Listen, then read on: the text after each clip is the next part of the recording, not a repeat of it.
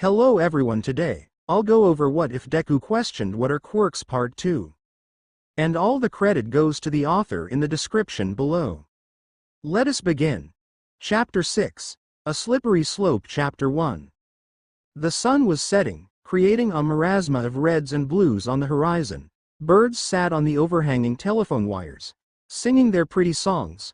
Fluffy clouds drifted overhead, weaving together to form beautiful tapestries. It was a nice evening, but despite this, Izuku's mind was somewhere else entirely. As the green-haired boy trudged his way up the stairs to his apartment, his gaze was locked on the small rectangular shape in his hand. Izuku Midoriya Lab Assistant ID number 5283rd level access. Izuku sighed as he opened the door to his home. The last few hours had been mentally exhausting. First there was the test, then his argument with Ms. Uyara, and then finally his conversation with Dr. Ujiko, although it wasn't much of a conversation. The good doctor had somehow gotten the idea into his head that Izuku would make a great successor, and was hell-bent on seeing this absolutely terrible idea through. I don't even know what it is they do at the lab. All he knew was, from an offhanded comment by Uyara when she showed him out, that they were researching something about quirks and how they work on a fundamental level. Now it wasn't that he wasn't interested in quirks, far from it, but he didn't have the time to do something as major as become the successor to an incredibly accomplished scientist. The school year was approaching its end, so he had homework galore, and finals coming up. Then there was the UA entrance exam coming up in a few months, which he needed to get ready for the physical portion of, and not to mention that when he got into the school, he wouldn't have the luxury to take a bus out to the lab every day. Unfortunately, when he tried to explain this to the Dr. Ujiko, the best way to explain it would be ignored aggressively, although Izuku genuinely wasn't sure if the doctor was purposefully ignoring him, or if he was just so caught up in the moment that he had tuned everything else out. This odd bit of Izuku trying to bring up why he couldn't accept, only to be brushed off, continued for almost 20 minutes before he eventually snapped and civilly told the man he didn't yell and almost start crying, no matter what anyone said. I'm going to become a hero and save people with a smile on my face. I can't do that as your successor, so I'm sorry sir, but I can't accept. After that, Ujiko had been forced to listen to what Izuku had to say, and they had agreed to a compromise. No, not a compromise, a compromise. There's a difference. A compromise is when multiple sides sit down and agree to something that would benefit everyone involved. The compromise Izuku got was Ujiko telling him he could either A. become his successor, or B. become a temporary lab assistant, and be convinced to become his successor by the end of his tenure. Now in a normal compromise, the other side would counter-offer, and argue for something more to their goal. But you see, Izuku he doesn't like arguing, and he's a bit socially awkward, and, well. He chose option B. Oh, Izuku, I didn't know you were home yet. The staring contest Izuku had been having with his new ID card was cut short as he jerked his head up in surprise to see his mother in the living room, who he had completely missed due to being entrenched in thought. I know you said that you'd be gone for an hour or two, but you wouldn't tell me where you were going, and I got worried despite you telling me not to, and the woman pushed herself off the couch and ran towards her son, only to stop when she spotted what he was holding. What's that? Think Izuku. Think. He rattled his head for an idea. It's a school ID. No. You can't lie, don't be like him. I got a job. She blinked. What? Awesome, it's not a lie, and it's not a half-truth. You're doing good so far. I got a job, he continued. I wanted to, I'm. His eyes widened as a thought struck him. I'm a growing young man, and every day I take another step closer to adulthood. Getting a reliable job is the first step towards the financial independence an adult needs to succeed in today's economy. Izuku had his finger pointed up and was semi-mechanically sputtering out his words as if he were reading from a script, which he sort of was. This was almost an exact copy of one of the many, wildly different and not at all connected, speeches Dr. Ujiko had spouted to him to get him to accept the position. Housing, clothing, food, water, electricity, the basic necessities for living today all share one thing in common. They all cost money. And what is a man, nay, what is a human who cannot afford access to these things? Why is no, not in very good shape. Izuku mentally wiped the sweat from his forehead for dodging a bullet, this one being the danger that comes from quoting Ujiko word for word. The doctor's original version had him yell, "Why he's dead," at the top of his lungs. And that's not all. Every successful adult needs to have a measure of responsibility to achieve their goals. By accepting this position I am guaranteeing myself an opportunity to not only grow in character, but als. His bootleg speech was cut off by his mother placing a finger over his mouth to shush him, a sad smile on her face. I understand. Why you're not mad, Izuku, she sighed. I know I've made a lot of mistakes, both as a parent and in general, and I know that I can't ever undo them, but I think, her voice hitched as she closed her eyes and took a deep breath. I think it's about time I start to at least attempt to fix them. Mom, whatever Izuku was going to say was cut off as his mom pulled him into a hug. I know I was crying a lot at the time, but I said I would support you no matter what, right? And what mother would I be to go back on my word? Tucked into her shoulder, Izuku heard her sniff, and felt drops fall onto his shoulder. Tears, he realized. I said I would support you 100%, so if you want to get a part-time job, then I'm here for you, and if you still want to be a hero. Izuku's breath caught. Then I'll cheer you on every step of the way, because, she sniffed and took a moment to compose herself. Because you are a wonderful, and caring, and brilliant young man, and you can do anything you can dream of. What about being a hero? He choked. Can I be a good of a hero as a all might? Oh Izuku, she squeezed him tighter, you're a bigger hero to me, than All Might's ever been. Mom, he bit his lip, desperately trying to keep the tears that were welling up in his eyes from spilling. However, this had the unfortunate side effect of making it so he couldn't finish his sentence, so he did something better. He wrapped his arms around his mother and hugged her, conveying his message as clear as crystal without so much as a word. Thank you. Thank you so much. And so they hugged until their arms hurt, and cried until they ran out of tears, until all the sadness floated away and all that was left was a filling warmth of content. Besides, she chuckled as she drew back, wiping a tear away. Why would I ever be mad at you for getting a part-time job?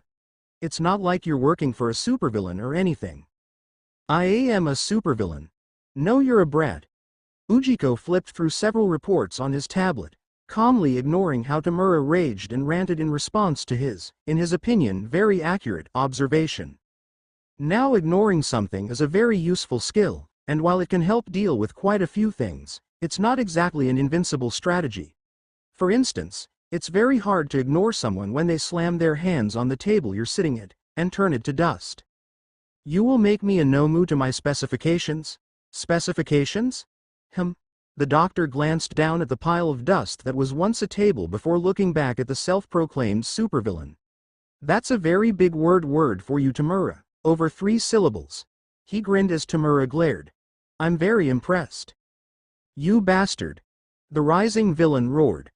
I am the leader of the League of Villains. I am the one who will kill All Might. How dare you talk down to me? League of Villains, huh? I think small group of 2 sort of villains would fit it much better. Ha! Tamura laughed. Only 2?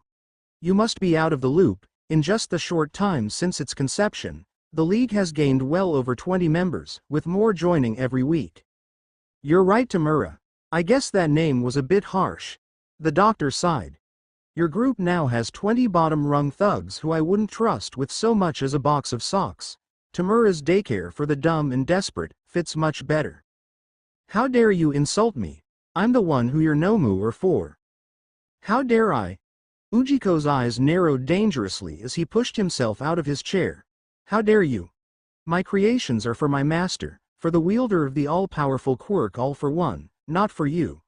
He is a genius of unrivaled potential, a man with power unmatched. You are nothing but a spoiled brat.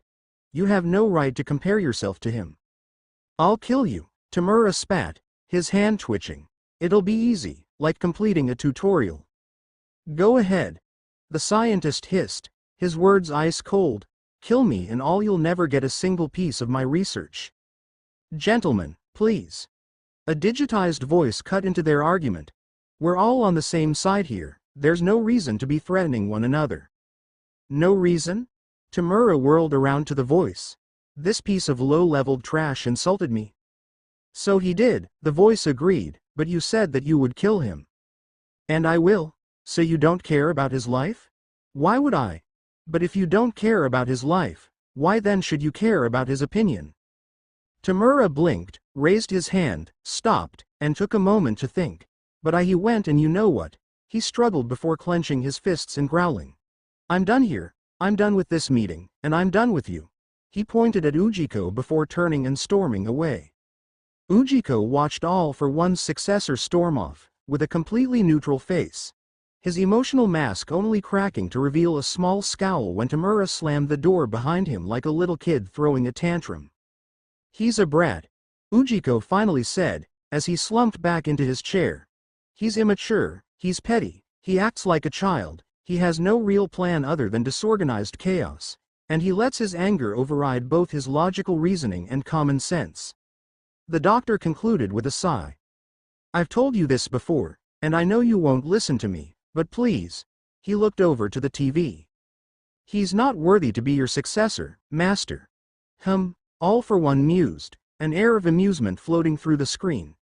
If you already know the result beforehand, why continue trying to change my mind?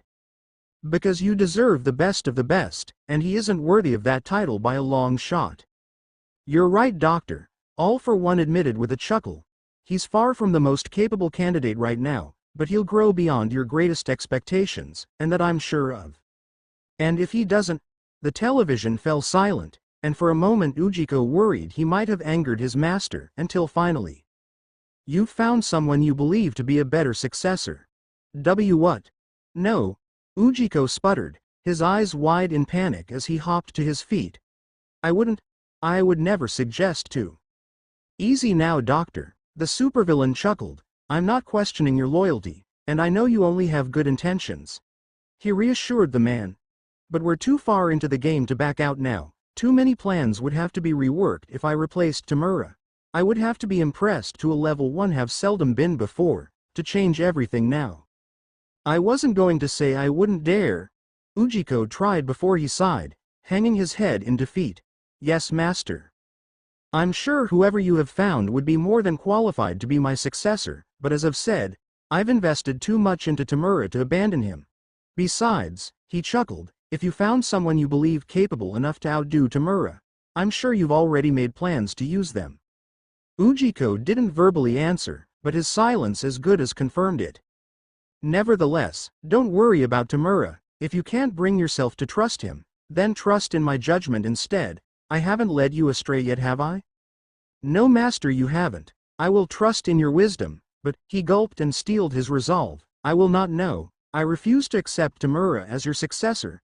Not until he grows into the potential you speak of, and until then I want nothing to do with him or his band of misfits.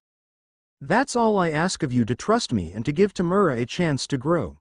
You and your art will be kept far away from the conflict and heroes. Only your finished pieces will be put on display for the world to see. Is that agreeable? Yes, Master, very much so. Good, I'll leave you to your work. As the screen flicked off, Ujiko slumped into his chair and massaged his face with his hand, fighting off the sudden urge for a glass of alcohol, something to stave off the massive headache that was forming. Which could be due to either Tamura or caffeine withdrawal. It was 50-50 at this point. It had been a while since he last had to come to one of these meetings, and he had forgotten how headache-inducing they could be. All for One would occasionally call for a meeting between himself, Ujiko, and Tamura, usually about every other month.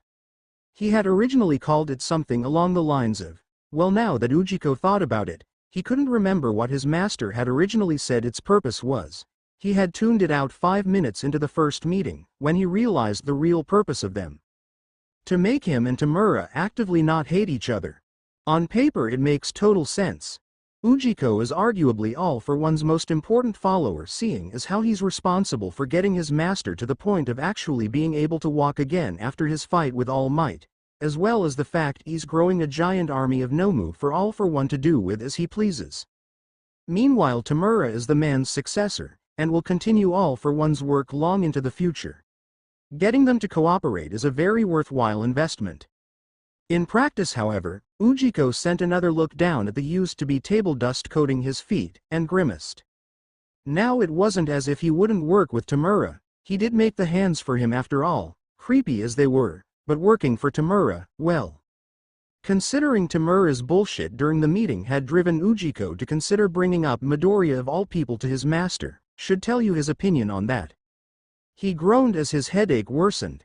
It wasn't like he was actually going to try to get his master to take the kid on as his new successor. It was just one of those thoughts that popped into the back of your head and floated around.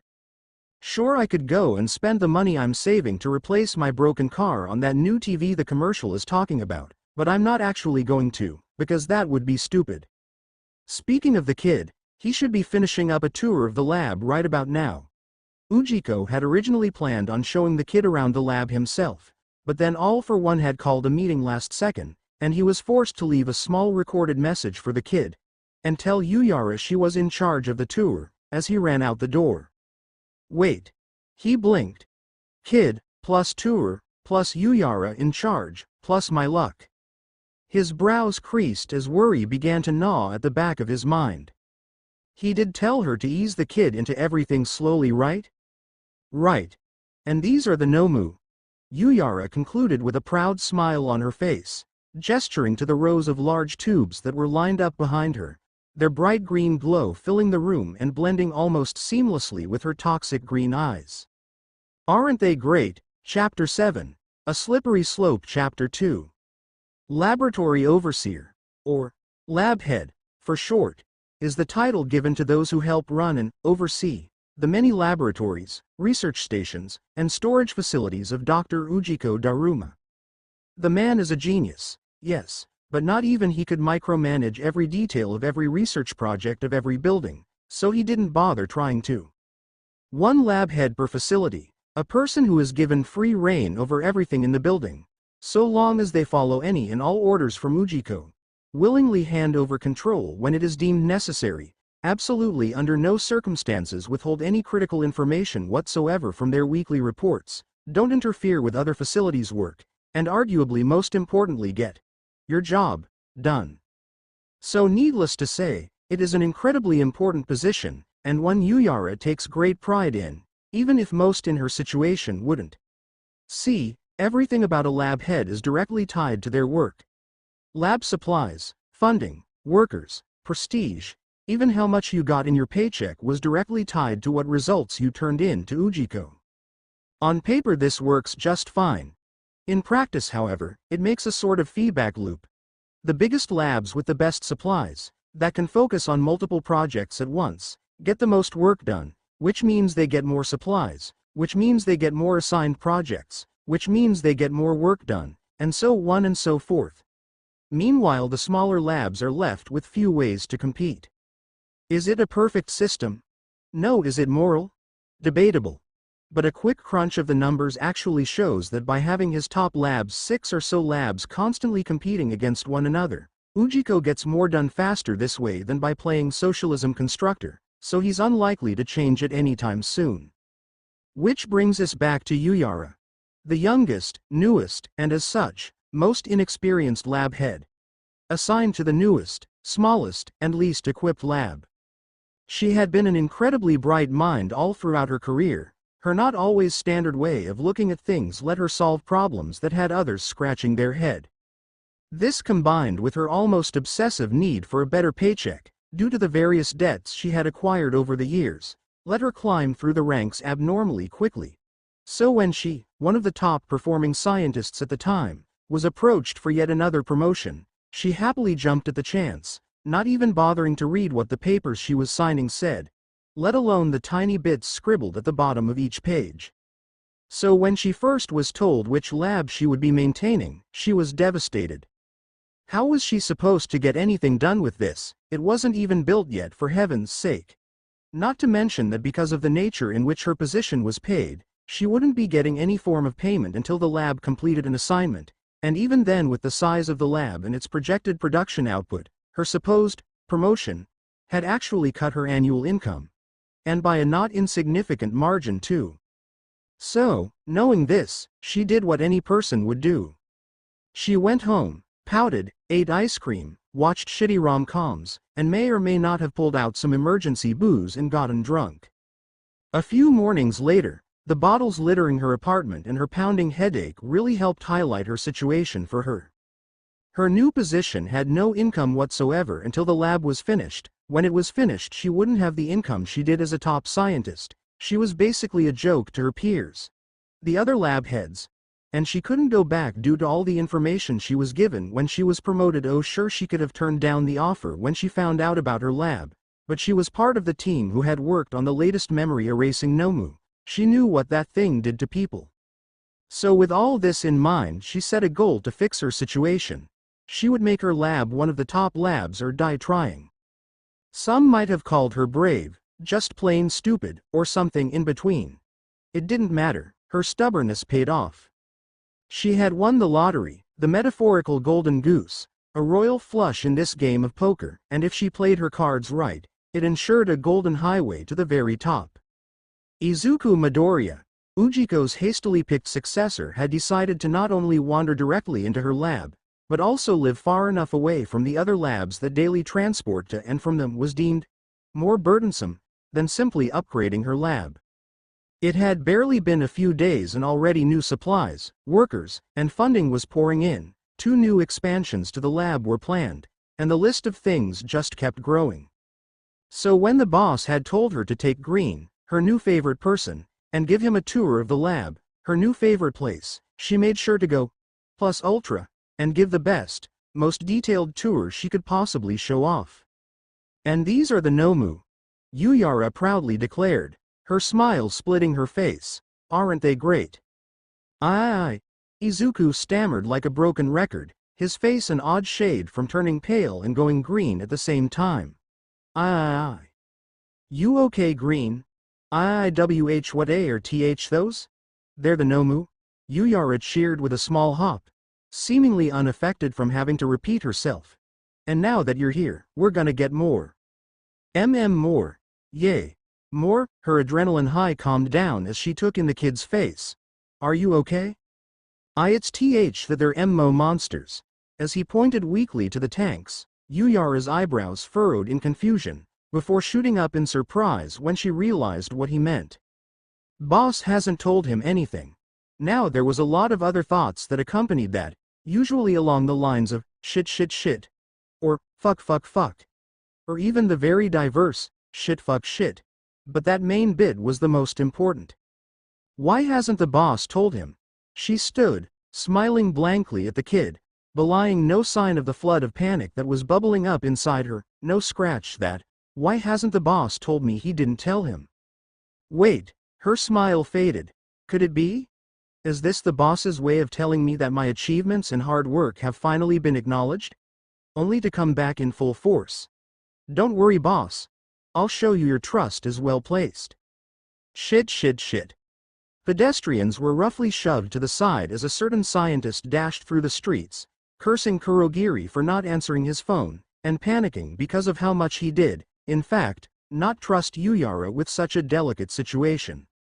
Well, yes, she acknowledged the discolored Izuku with a confident chuckle. From a certain perspective, I guess they could look a bit like monsters, couldn't they?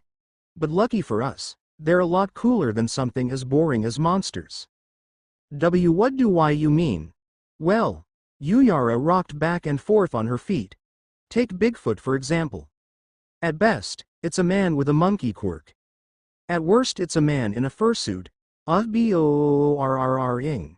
She punctuated with an overdramatic yawn, smirking when she saw that despite the situation she had been able to draw out a small smile from Izuku, no matter how brief it may have been.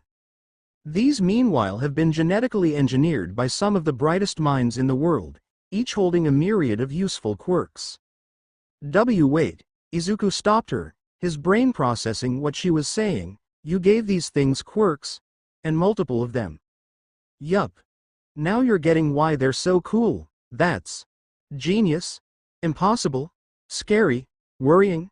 Terrifying but also beautiful at the same time? Amazing.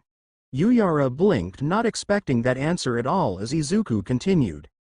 Quirks are such a fascinating concept. They provide the basis for our entire society, but their inbuilt limitations provide a natural barrier that hinders the vast majority of the population. Even pro-heroes struggle to grow once they run into the limit of their quirk, with Endeavor being a perfect example. If you could simply add another quirk on top of a person's natural one, you would not only be able to perfectly cover any of the original quirk's inherent weaknesses, but also. And thus Izuku began rambling to himself. Now normally this was where someone would snap him out of his thoughts, either directly or indirectly, but this wasn't a normal situation. Instead of a class full of people perfectly willing to laugh at him, he was alone in a room with Yuyara, who worked for Ujiko, and was very notably still scared of accidentally pissing his successor off. Now Ujiko would also occasionally ramble whenever he was deep in thought, and Yuyara had learned the hard way that he didn't enjoy being interrupted, at all. So she let the kid ramble, and ramble, and ramble, and ramble. And then he rambled some more. He rambled on, and on, and on, and on, until finally a stray through lead him back to reality. How exactly do you make them?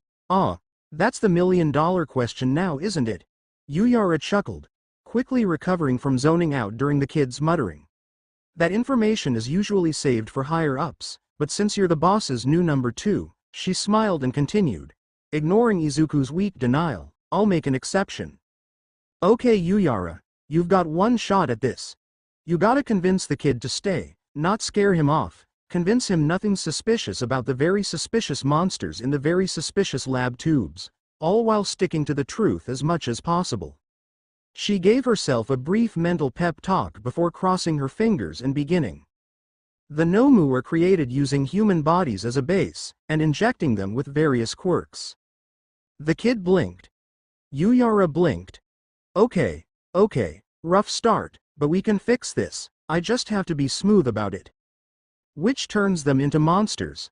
Phew. But using people in experiments is obviously a very bad thing to do. She rushed out before the kid could draw up the worst, though true, case scenario. So because of this, she stammered, picking her words very carefully, one of our labs started experimenting with cloning technology. True, though it was completely unrelated to the Nomu project. And after a big breakthrough in the project, we attempted to use one of the clones to make a Nomu. Also true, but left unsaid was how it was horribly unsuccessful due to the fact they hadn't and to this day still haven't managed to make a clone that wasn't brain-dead. And not a few months later we had a completed Nomu. True yet again, but this was hardly the first Nomu they'd made, and it was only successful because they pulled the plug on the clone Nomu project and went back to normal bodies. And so, Tada. She waved back to the Nomu, a pained smile on her face and a bead of sweat rolling down her forehead. Please buy it, please buy it, please buy it, please buy it, please buy it, please buy it, please buy it. Slowly she opened an eye to glance at the kid's reaction, and wide eyes, slack-jawed, and absolutely starstruck, the kid had eaten it up. That's incredible. Thank you Lady Luck. What are you going to use them for? Fuck you Lady Luck. That's a good question. And one I'm glad you asked. Curse you Ujiko. And because it's such a good question I have an equally good answer. Think Yuyara, you're capable of stringing different quirks into a giant super beast. You can find a perfectly reasonable explanation for having living weapons being held in an underground bunker, en masse. Well, if you think about it, their purpose is actually quite obvious, she said, hiding her panic with a cocky smirk. The Nomu are adaptable to any environment. They can be given quirks to deal with basically any situation. They follow orders to the letter without complaining. Well, Yuyara trailed off, wilting as it slowly descended into an awkward silence. This was due to one very simple reason. She had run out of BS. Understanding that the risk of screwing the whole thing up was still very high, and that the cost of doing so would be even higher once the boss found out, Yuyara decided to employ a tactic that had helped her out of numerous situations in the past. Deflection. Well, what do you think they're for? Me? Yay. You. You're Ujiko's successor. Consider this an intro test to see if your brain's up to the task. B. But I already took a tase. I'm not hearing an answer. Green. Izuku, easily scared as ever, hopped back in panic, before beginning to mutter to himself, his mind frantically trying to find a concrete answer to a question that didn't have one. As this happened, Yuyara let out a sigh of relief. Sending the kid on a metaphorical wild goose chase might have been a tad mean, but she wouldn't be losing any sleep over it. Now she hadn't spent that much time with the kid, but she could already tell how his head worked. She had worked with plenty of others who worked the same way after all. All she had to do was get him hooked on a thought process, and the kid would play cat and mouse with his own thoughts, descending into a ramble of muttering that would quickly spiral off the original topic, leaving the question far behind them to be forgotten. So she sue. Workers. Yuyara blinked. That's what it is. Izuku beamed at her. You're going to use them as workers. Yuyara blinked again. When you think about it, it's absolutely brilliant. Izuku grinned as he continued his spiel, unaware of the dumbstruck expression on the lab head's face. If you layer one of them with multiple fire resistance quirks and a few speed and strength quirks, it would make it perfect for rescuing people from burning buildings. You can make them perfect for performing rescues in deep water, unstable caves, and various other highly specified fields that few heroes are suited for, and then rent them out to agencies in need of them. And that's only on the hero side of things. You could do the exact same thing for any labor-intensive field, like construction or farming. Yuyara blinked thrice, before responding in really the only way the situation called for. Yes. You are completely correct.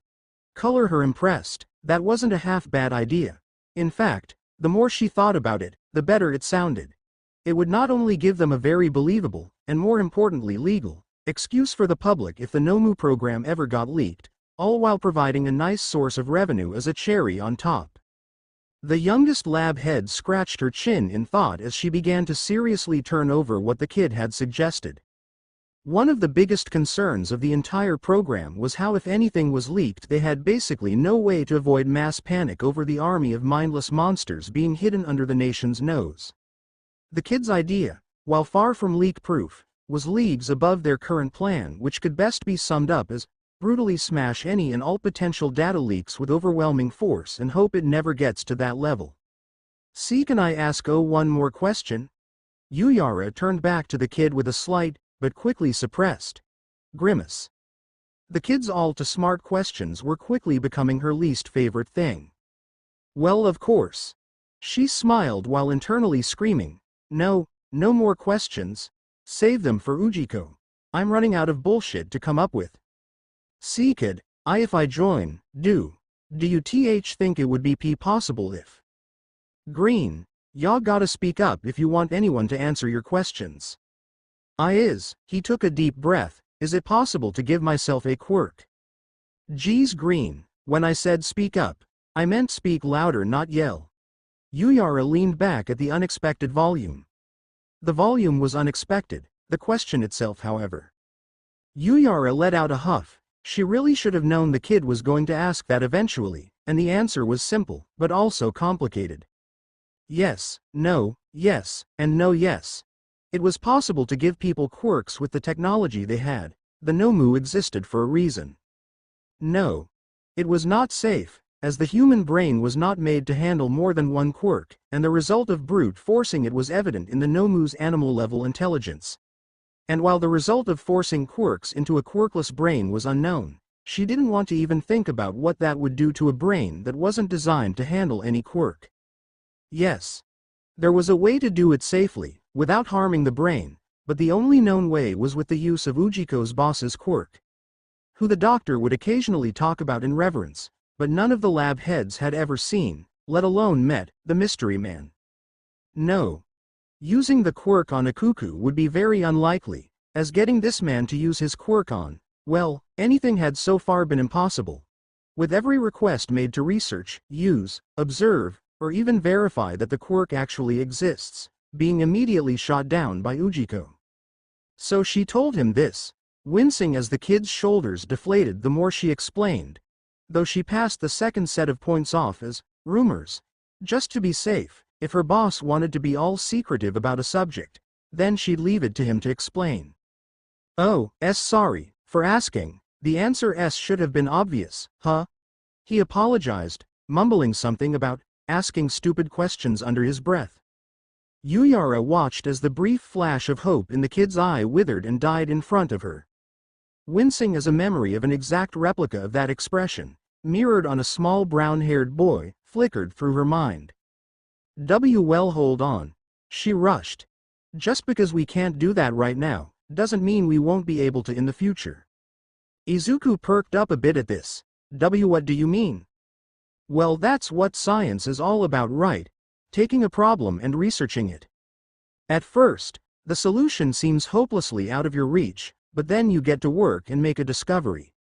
Sure, it might seem small and insignificant at first, but one small discovery will lead to the next, which leads to the next, and before you know it your small discoveries have piled up and made a staircase to lead you right to the top. She gave a genuine smile. Sure, we can't safely give people quirks right now, but then again we didn't know how to make cars in the past either. Or planes. Or anything else we have, she concluded, waiting for Izuku's response. So she vainly tried to keep the conversation alive after realizing the kid wasn't going to respond, before falling into an uncomfortable silence.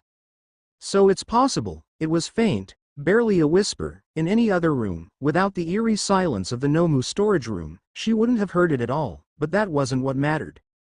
What mattered was that it was something. And more than that, it was the first real something Izuku had been able to grab onto since that doctor visit all that time ago. And so Izuku, eyes filled with a fire that burned brighter than it had in years, clenched his fist and made a declaration. A declaration to the world, and to himself. I'll do it. I'll study under you and Dr. Ujiko, and I'll put my all into finding a way to give myself a quirk. Listen, nerd, I'm the only one from this school who's hero material, you got that? And if it's not possible, no, a quirkless person can't be. Then I'll make it possible, and I'll become a hero. Chapter 8. A Slippery Slope. Chapter 3. Hey Green, ready for your first day? Later. No. The red vial goes over, later. Pay attention, if you do it like this, later. You know, kid, I knew you were going to surprise me one day, you are my successor after all, but I'll be honest, before this moment, I didn't think it was possible to catch that on fire. Later. Izuku. Why yes Dr. Ujiko? Stop stuttering, it's annoying. Sore. What did I just say? Later. Don't tell the boss? Sure? Later. Are you sure you want me working on the Nomu? I mean, I only started here a few days ago. Meh, you'll mostly just be handing people stuff. Besides, what could go wrong? Later. The left one. No, the other left. Oh shit, OFU.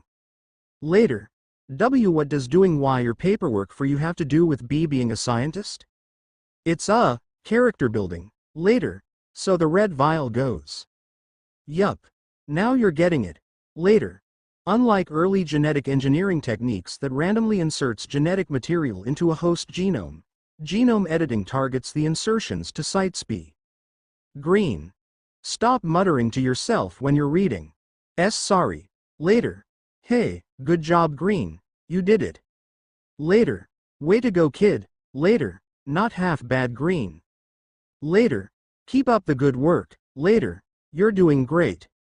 Later. Izuku sighed as he dropped his head on the table, his forehead making a FWUMP noise as it impacted the open book beneath him. It was an interesting book, covering the more exotic theories behind how quirks worked. But the book wasn't what had him sighing, it was the fact that tomorrow would mark one full month of him working at the lab, and quite frankly he was exhausted. It had been quite an experience.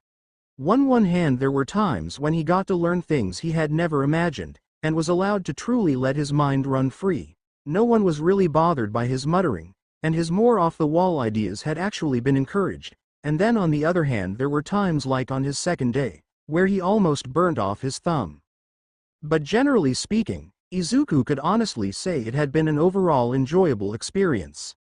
Now not all of it was enjoyable, sure, Especially that first week where he learned the hard way that no matter how smart he was, he had no idea how to operate in a lab environment. Izuku didn't walk in on the first day and suddenly start schooling highly studied scientists.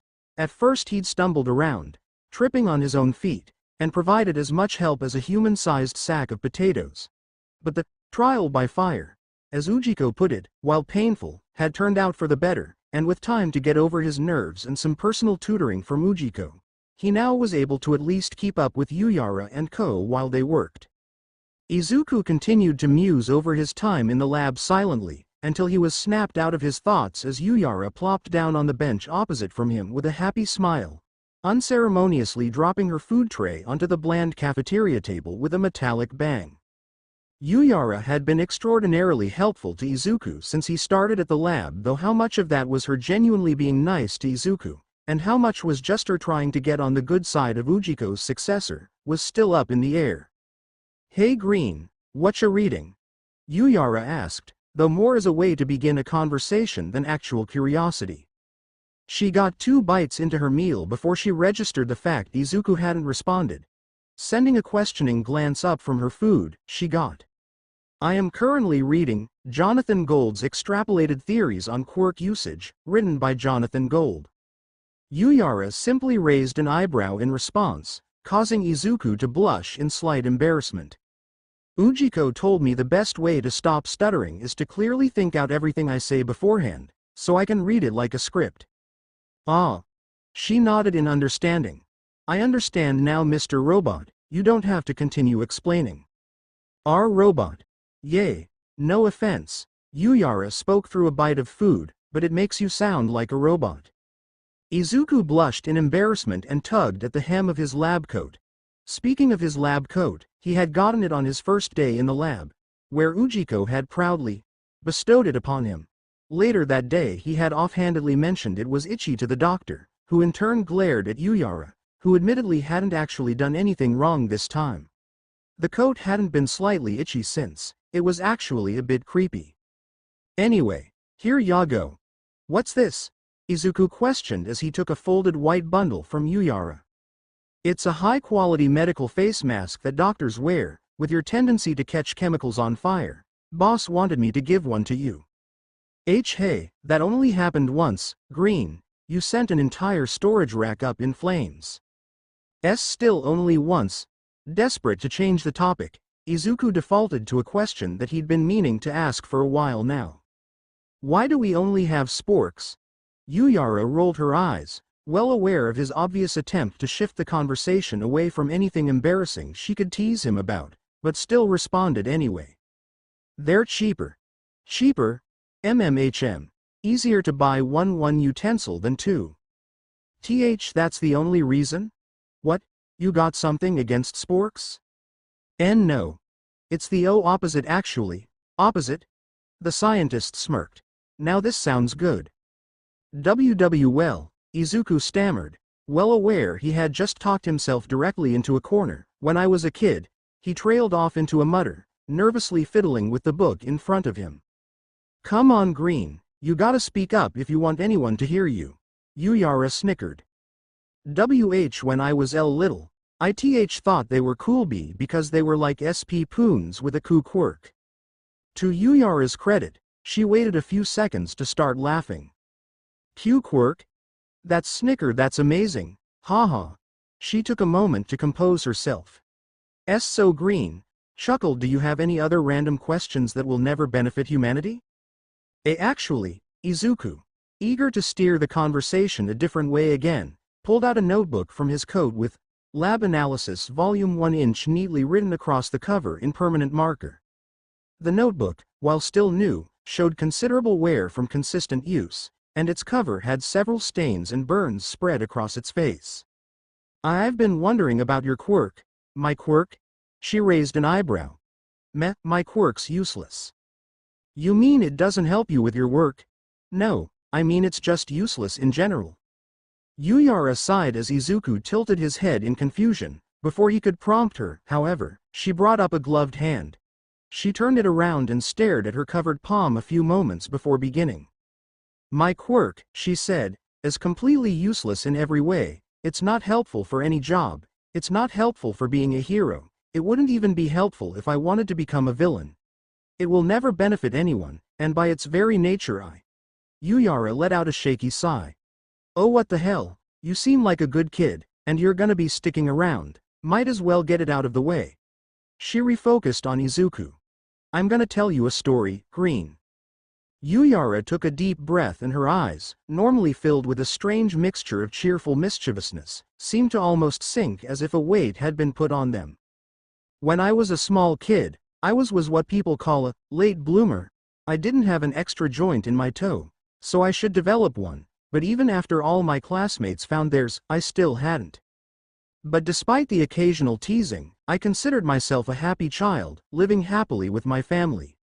I had my mom, my dad, and my little brother. She began with a wistful smile. It was just the four of us. I didn't have any cousins, my parents both being single children, and my grandparents had died before I was born. We weren't well off, but we weren't poor either. We were right in the middle class, and we liked it that way. My parents had good enough jobs to be able to take us to eat out every Friday without worrying about the cost, but weren't high enough up to have to worry about important business meetings making us cancel our annual family trip. We were happy, that is. Any semblance of a smile on her face died as she continued. When I turned 11 years old, my mother got sick, very sick. The doctors weren't sure what it was, and only really knew 3 things. 1. It wasn't infectious. 2. They didn't know how she got it because she didn't have it before, and 3. They knew nothing else about it. A few days after she checked into the hospital, I started having nightmares that she would die, and it freaked little me out. My mother, the stubborn woman she was, managed to convince the doctors that since the disease wasn't transmittable, I should be able to sleep with her to help my nightmares. That night she held me close, and told me she wasn't going anywhere. She died the next day. Izuku paled. Her death hit my family hard, but it hit my father the hardest. It wasn't long until he started drinking and visiting a counselor for his bouts of depression. He never got abusive or neglective, but he stopped spending as much time with me and my brother, afraid his washy-washy mental health would rub off on us. He was never the same. But with both my mom and dad out of the picture, the responsibility to look after my little brother, who was 5 at the time, fell on me. Fast forward a few years and things had stabilized. I had turned 14, and my dad had done well enough to get a raise that more or less covered the income we lost with my mom's old job. I was doing well in school, and had decided to become a doctor. That way I could keep anyone else from losing their mom. It sounds stupid when I say it now, but back then I had my heart set on it. It was about this time when my dad started coughing. At first he laughed it off as a common cold, but as a month passed and it didn't subside, he finally relented and went to see a doctor, and then another, and only when every doctor in the city had given him the same answer do I think he actually accepted what they told him. He had the same thing my mom had. Dad immediately started quarantining himself in his room, only leaving to go to work and to cook us food. When he was out of his room he washed his hands profusely, started wearing a cheap doctor mask, and took to limiting physical contact with me and my brother. It was all for a good reason when I look back. The doctors may have said it wasn't transmittable, but he had still gotten it somehow, so he was doing everything he could to keep us from getting it. But as the years dragged on his condition slowly got worse and worse, and with every hacking cough, he isolated himself more and more. The only possible silver lining we had was that it hadn't progressed nearly as fast as Mom's had. His increased isolation had the unintended side effect of making me almost completely responsible for raising my brother. By the time I turned 18, I was running the house by myself. I did the laundry, I was in charge of the groceries, I made dinner, I had even decided against college so I could get a job to help with finances. During these days I would often complain to myself how much work I had on my plate. It was only later that year that I realized how much my dad had been helping me out. Sick, old, and on his deathbed, he had somehow steered me in the perfect way so that when my brother and I returned from his funeral on a stormy night, I was completely prepared to take care of the two of us. Life dragged on, and before I knew it I had hit my 20th birthday and things were finally looking up. I had just gotten a raise and my brother's 14th birthday was right around the corner. I decided to buy a big cake for the two of us to celebrate. Money had always been tight with just myself working, so I hadn't been able to get either of us a real cake since my father died, and I just knew it'd make his day. When I walked home that evening, cake box in hand, I found myself genuinely hopeful for what the future would bring. I was happy, I was. Yuyara sighed and lowered her face to rest in her hand, the story seeming to be physically draining to her, letting out a warmth-less chuckle with her next words. I was so stupid. I walked into my rundown house that day to find my brother collapsed on the floor. Once I rushed him to the hospital, the doctors didn't just confirm my worst fears, they told me something worse. My brother wasn't just sick, he had been sick for a long time, hiding it from me so I wouldn't worry. He was immediately hospitalized, and I was politely informed that he had slipped into a coma. And just like that I was alone, no friends, no family. My only positive was that the doctors let me spend time with him during visiting hours, which I made a point of going and holding his hand at least once every day. Of course, just when I thought I had hit rock bottom, the medical bills started arriving. I had to start pulling double shifts, and working extra time just to cover them. All the while my brother's condition kept worsening, which means he needs more medicine and better doctors, both of which cost more money that I didn't have. So I started borrowing money. I took loans from banks. When they stopped I went to loan sharks, when they stopped I went to the Yakuza, and every day when I went to see my brother he was doing worse and worse. That's how Ujiko found me, sitting in the rain, tired, alone, and crying my eyes out on the side of the road. My apartment had kicked me out due to not being able to pay rent, the banks had frozen my account, and all the shady people I borrowed from were nipping at my heels for my long overdue payments. The doctor recognized my potential and used my situation to adopt me into his science program. He gave me a bunk in one of his biggest labs and an opportunity to prove myself, fully knowing I would work my ass off to climb my way up to better and better paying positions to handle my debts, providing him with an extremely motivated worker without him having to so much as lift a finger. Of course, this was also the time I gained access to the resources I needed to study my long overdue quirk. I reasoned that maybe, just maybe, if I could find a way to activate it, it would benefit my situation somehow. The scientist let out a hollow chuckle, wiping a bit of water from her right eye. The irony of all ironies, I wasn't a late bloomer, I had my quirk all along, my quirk, my wonderful power. She took a deep breath to steady herself. If I touch someone with the palm of my hand, I accelerate any disease they have. Hell, it's grown over the years and now I can actually give people diseases I've accelerated before. And I wanted to become a doctor as a kid? She turned her attention away from Izuku and back to her food, stabbing at it. What a fucking joke. Izuku didn't know what to say in response. Hell, he didn't know what to say in general.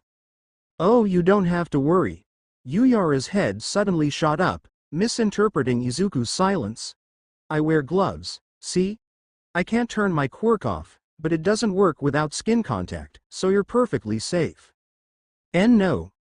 That's not it. It's just, Izuku fiddled with his lab coat. What happened to why you're... Oh, Yuyara smiled with a sad sympathy. My brother still hasn't woken up, but he's stable nowadays. His condition stopped declining after I started wearing my gloves everywhere. She gave a sad laugh. Go figure.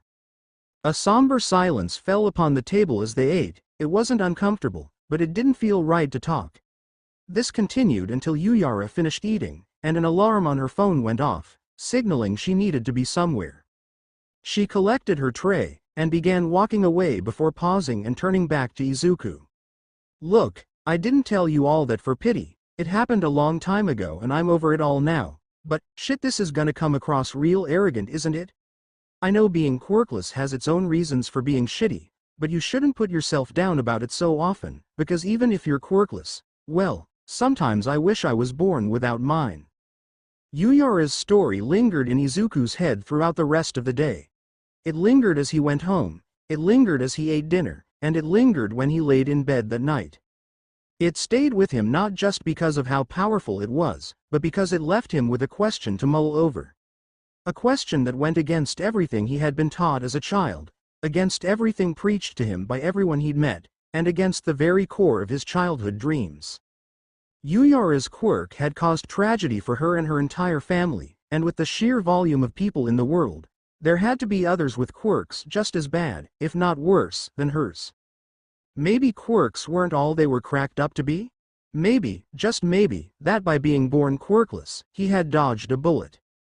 These thoughts made him think. So he thought, and then he thought some more, and then a bit more. He thought a lot about the thoughts. Such thoughts included, how could he help these people? And, could he even help these people? These thoughts prompted more thinking, which prompted more thoughts to be thought about the thoughts. Unfortunately, Izuku's habit of feeding his entire attention to a single line of thinking had the downside of turning his situational awareness down to a level barely above that of a rock's. Such situational awareness would have been very useful the next day in class, when he muttered and scribbled in his notebook, failing to notice a certain blonde whose glare burned into the back of Izuku's skull. Chapter 9. A Slippery Slope. Chapter 4. Some people might think the words, Bakugo, and quiet, should never be put in the same sentence without an is not between them. The evidence for this claim was many. The young pyromaniac was loud, boisterous, and made his presence known everywhere he went. Not to mention his quirk wasn't exactly subtle either. However, this wasn't because he couldn't be quiet, and was instead tied to a much larger aspect of Bakugo as a whole. His ego. Simply put, Bakugo loved his ego, and his ego was boosted by people knowing he was there. Simple math, simple solution.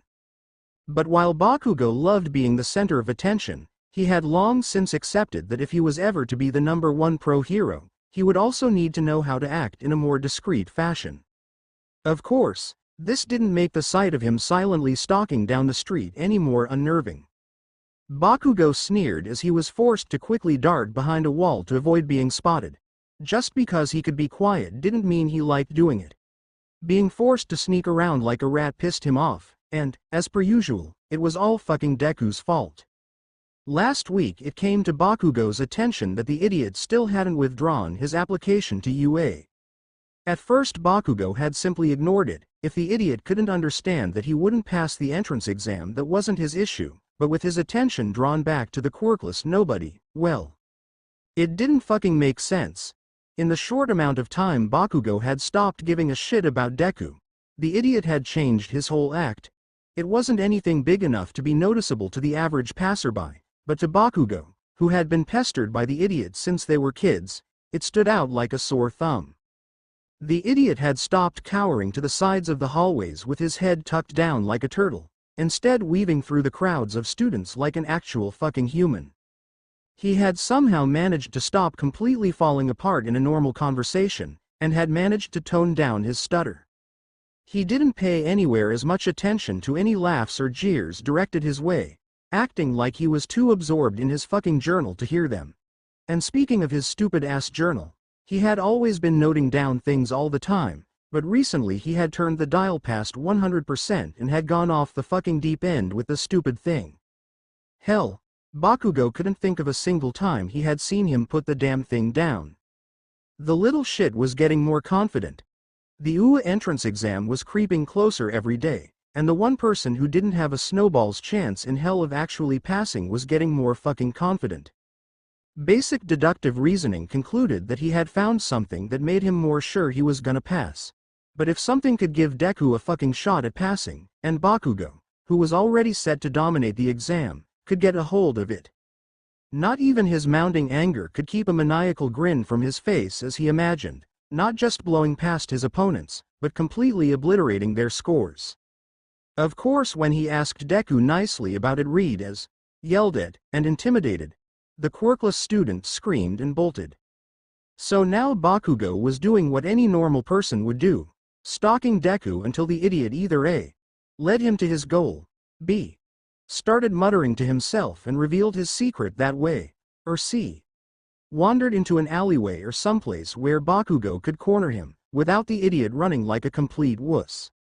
Things were going smoothly, if a bit slow for Bakugo's taste, until Izuku sent a glance at his phone's clock, let out a quiet, "Oh shit," as his eyes widened, and bolted down the sidewalk like a madman. Bakugo followed in suit, letting out a curse and dashing after Izuku, continuing his cursing spree every time his target turned a corner, making him lose line of sight for a few seconds. And so for the next few minutes passers-by were treated to a young teenage boy panicking as he sprinted through the streets, closely followed by another much more pissed-off teenager chasing after him, while also swearing up a storm that would make any mother cry. This continued for quite a bit, each second a tick on the proverbial time bomb that was Bakugo's mounting anger. Thankfully, however, doomsday was avoided as, just before Bakugo snapped and used his quirk to fly ahead and tackle the idiot, Izuku promptly collapsed on the ground with a loud exclamation of, "I'm here." This sudden stop caused Bakugo to slam his feet down to slow himself, promptly go from max speed to 0, trip on said feet, and follow Izuku's example of nosediving into the cement. Shaking his head and blinking a few stars out of his vision, Bakugo pushed himself up with a scowl while Izuku let out a string of, "I'm not late, I'm here on time," and similar phrases. Of course said scowl morphed into a smirk once he actually registered what he had heard. Deku was here, meaning he had led Bakugo exactly where he wanted.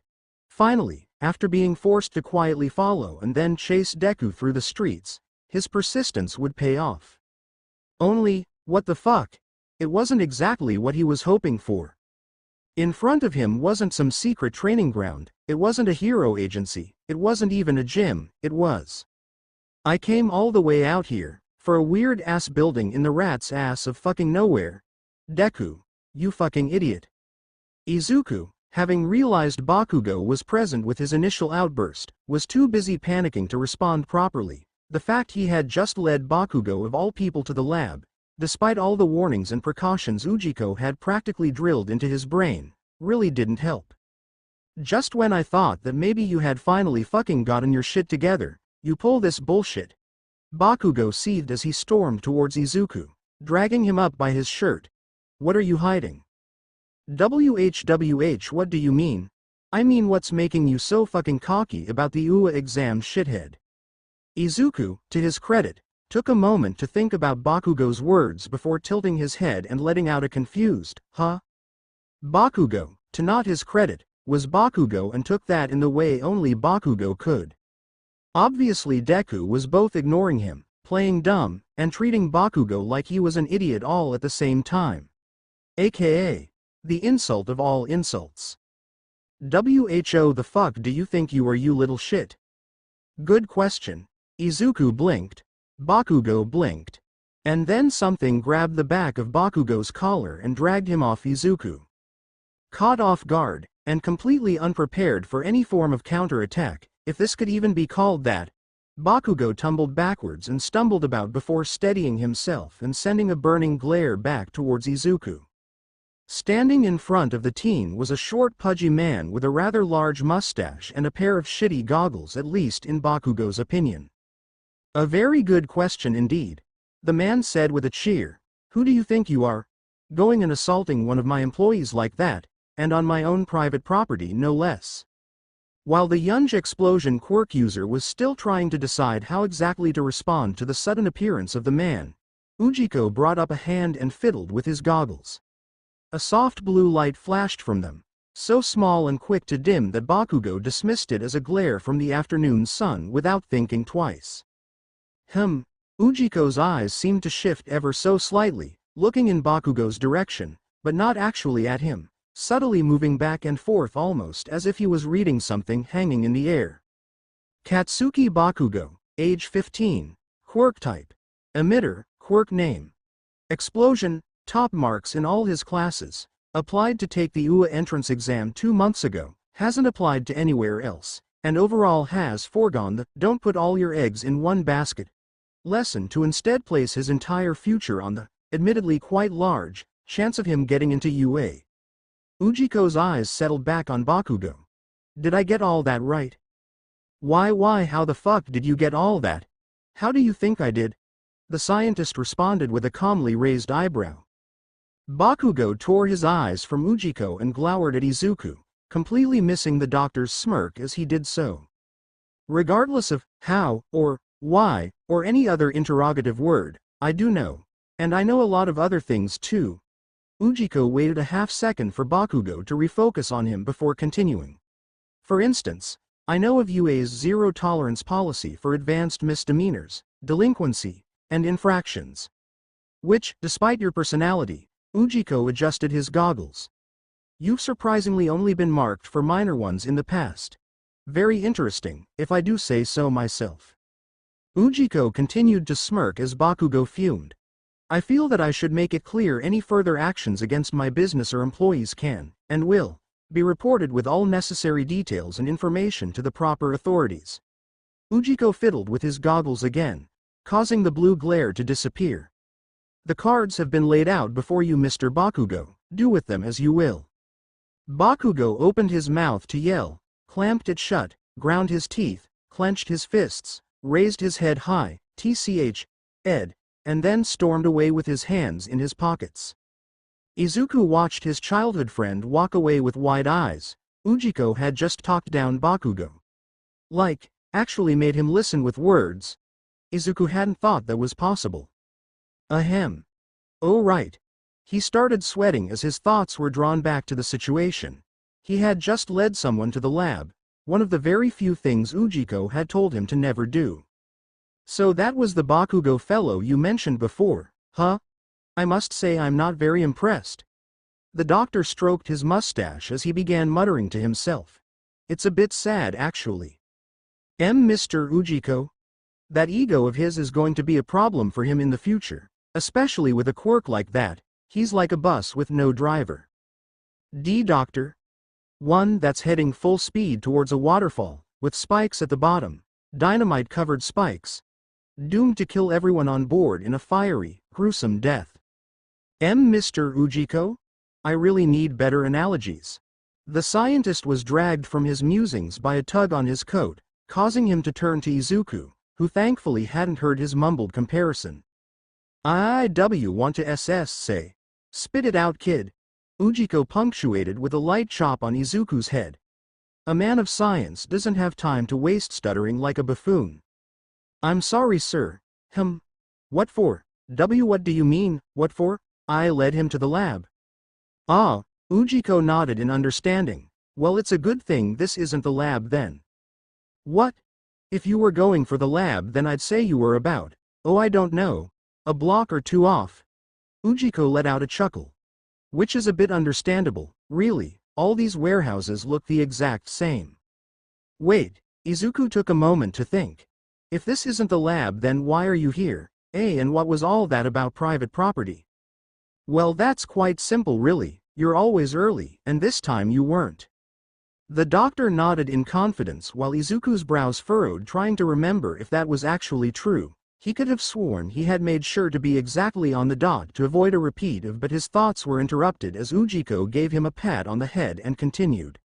Something very important must have happened to get in the way of science, so naturally I dispatched a team to help. Ujiko sighed. Unfortunately, all the lab scientists were actually busy doing their jobs for once, and Yuyara was on break, and heaven forbid she actually do something productive on break. The doctor smirked as Izuku chucked a bit at that. And the property bit, well, that was just bullshit. Mr. Ujiko. What? It worked like a charm. Stop fussing. Ujiko waved his hand dismissively while turning and beginning the walk towards the lab. Wait. Turned his ear with a lazily raised eyebrow. Izuku swallowed. Thank you for helping me. Anytime, kid. Ujiko smiled. Mr. Ujiko. Besides, I don't much care for bullies, the doctor said with a cough. They're just cowards too afraid to actually be a villain. Turning back to the road, he began walking again. Now come on, we're way behind schedule, and I still have something really important to show you. Yes, sir. And so the apprentice sprinted after the master, unaware of the shapes that slithered through the shadows, watching after him as they had done since Ujiko named him his successor all that time ago. Chapter 10. A Slippery Slope. Chapter 5. Izuku had long since grown accustomed to working on the various Nomu at the lab. Granted, he was mainly just in charge of doing routine checkups, and anytime something actually exciting happened he was delegated to the role of assistant, but that didn't really matter here. What did matter was the fact Izuku could tell what lay before him was different from all the other Nomu. My successor, behold my latest attempt at creating my magnum opus, my latest masterpiece. It was huge, an enormous hulking figure rivaling All Might in size. It was covered in a thick, tar-colored skin that bulged, and in some places ripped open, unable to contain the sheer volume of muscle mass the beast had. Its mouth was a demonic imitation of a bird's, a bony beak filled with giant spikes of teeth. And of course, as all Nomu did, its brain stood proud and exposed for the world to see, two sickly, beady eyes staring into the void. It was monstrous, it was an affront to nature, it was amazing, Izuku whispered, his eyes wide in awe. Before him stood not just a creature, but a living testament to the power of science. The power to push beyond the natural laws that held the universe in place, to break and bend them to the will of man. To break free of the chains that had held down mankind, and become more than any human was ever meant to be. The power to make dreams into reality. The power to rewrite destiny. Ujiko's laugh snapped and embarrassed Izuku out of his trance. Ha ha. Amazing. Indeed, my young successor, and I see your attention went almost immediately to the finer details. Truly I have taught you well. Izuku blushed in embarrassment at being called out. While the Nomu's appearance was impressive, the scientist in training had almost immediately beelined for the terminal to the left of the tube to get a look at its genetic makeup. And what a genetic makeup it was! A quirk for increased speed. A quirk for super strength. A quirk for shock absorption. A quirk for shock suppression. 3 different quirks for increased regeneration. Not to mention the different mutation-type quirks that had been layered on top of one another. This thing was a monster. It's beautiful, isn't it? The doctor chuckled. Why, I'd say it's one of my best works of art to date. Impressive. Undoubtedly so. Beautiful. Art. Izuku had learned a lot from the good doctor, but one thing he hadn't picked up on was his teacher's sense of art, and obsession with creating his magnum opus. Though after seeing this, he definitely understood the man's reasoning for that last one. Izuku's awestruck smile mellowed as a stray thought ran through his head. What are you planning to do with this? Well, Izuku stuttered, now actually thinking about what he was saying. It's just that this could do a lot of damage if it got in the wrong hands. So I was wondering what you were planning on doing with it. Ah, Ujiko scratched his mustache, suddenly a bit sheepish. Well, you see, I haven't really thought that far ahead. Dr. Ujiko. What? It's not like I was going to rob a bank with it. Technically true. Well, yay. But still. You have a living super weapon in your basement. If the heroes ever found out about this. Izuku paled as he thought of the consequences of that happening. Oh, relax, kid. My employees know how to keep my mouth shut, and only the higher-ups even know about these sorts of experiments. Ujiko hummed as he started fiddling with the tube's terminal. Besides, heroes were part of my inspiration for this art piece anyway. What? Izuku questioned, honestly taken aback by the statement. Well, a while back, I had the unpleasant experience of being stuck in a room with a guy who just wouldn't shut up about how, one day he's gonna be really strong, and beat All Might, and he'd be the best, and blah, blah, blah. Long story short, it was very annoying. But it got me thinking. If I could make something that could go toe-to-toe with All Might of all people. His grin twisted into a warped smile. If one of my creations could fight the greatest hero on even ground, then it would have to be my greatest masterpiece. Ujiko's grin weakened as he sighed. Of course, now that I've actually tried my hand at making the thing, all you have to do is pull up some of All Might's old videos and it becomes pretty obvious. As impressive as the Nomu is, it's a long way from beating the guy. Wow, Izuku gazed at the take with a new light. To think a little kid could inspire you to make this. Ujiko opened his mouth to correct Izuku, paused, and really thought about the person he was talking about before continuing. Yay, I don't know how old he was, but from how he was acting, he couldn't have been more than 4 or 5 at most. This caused Ujiko to start laughing like he had told the best joke in ages, but Izuku didn't pay him any mind as he wandered back to the tank. So you were made to fight All Might, huh? The quirkless student frowned as a picture of All Might's withered form waved through the back of his head. Glancing at the terminal displaying the creature's list of quirks and physical capabilities, Izuku couldn't help but begin to worry as a startling conclusion began to form. Ujiko was a lot closer than he thought. Why, you'd have to add a lot more quirks to beat All Might, he said instead, completely smooth, without any stutter at all. No sir, he had covered up that lie perfectly. Bah. Add more quirks, he says, like it's that easy. Come on kid, I thought I taught you better than that. Giving shit a quirk is a headache and a half. Giving it multiple quirks is damn near impossible. And all the stress from trying to figure out how to do it is most likely the whole reason I lost my hair. Do I need to have a flash recap lesson on giving Nomu quirks? No sir. Giving multiple quirks to a host is not difficult because of the quirk application process, Ujiko began, ignoring Izuku's response. Adding a quirk to a host is almost laughably easy with the technology we have at the lab, and as long as the host's body and mind have been augmented to handle the strain of these quirks, it is theoretically possible to have a Nomu with infinite quirks, but does that mean the process is easy? No, it doesn't. This is because the greatest challenges scientists face when adding more than one quirk isn't the host's body or mind, it's not the application process, it's the quirks themselves. Quirks do not like one another. If two opposing quirks are placed in a host, then just as a body will reject organs it recognizes aren't from itself, as with organ transplants, the quirks will reject one another. This is a problem unsolved to this day, and one that remains the single biggest roadblock in our research. This is so important, in fact, that I will repeat it. This problem has not been solved. We have only managed to find ways to work around the issue so far, such as using quirks similar enough to each other that we can trick them into believing they are simply a byproduct of each other. The Nomu in front of you is a perfect example of this, and is the absolute furthest we have been able to stretch this method.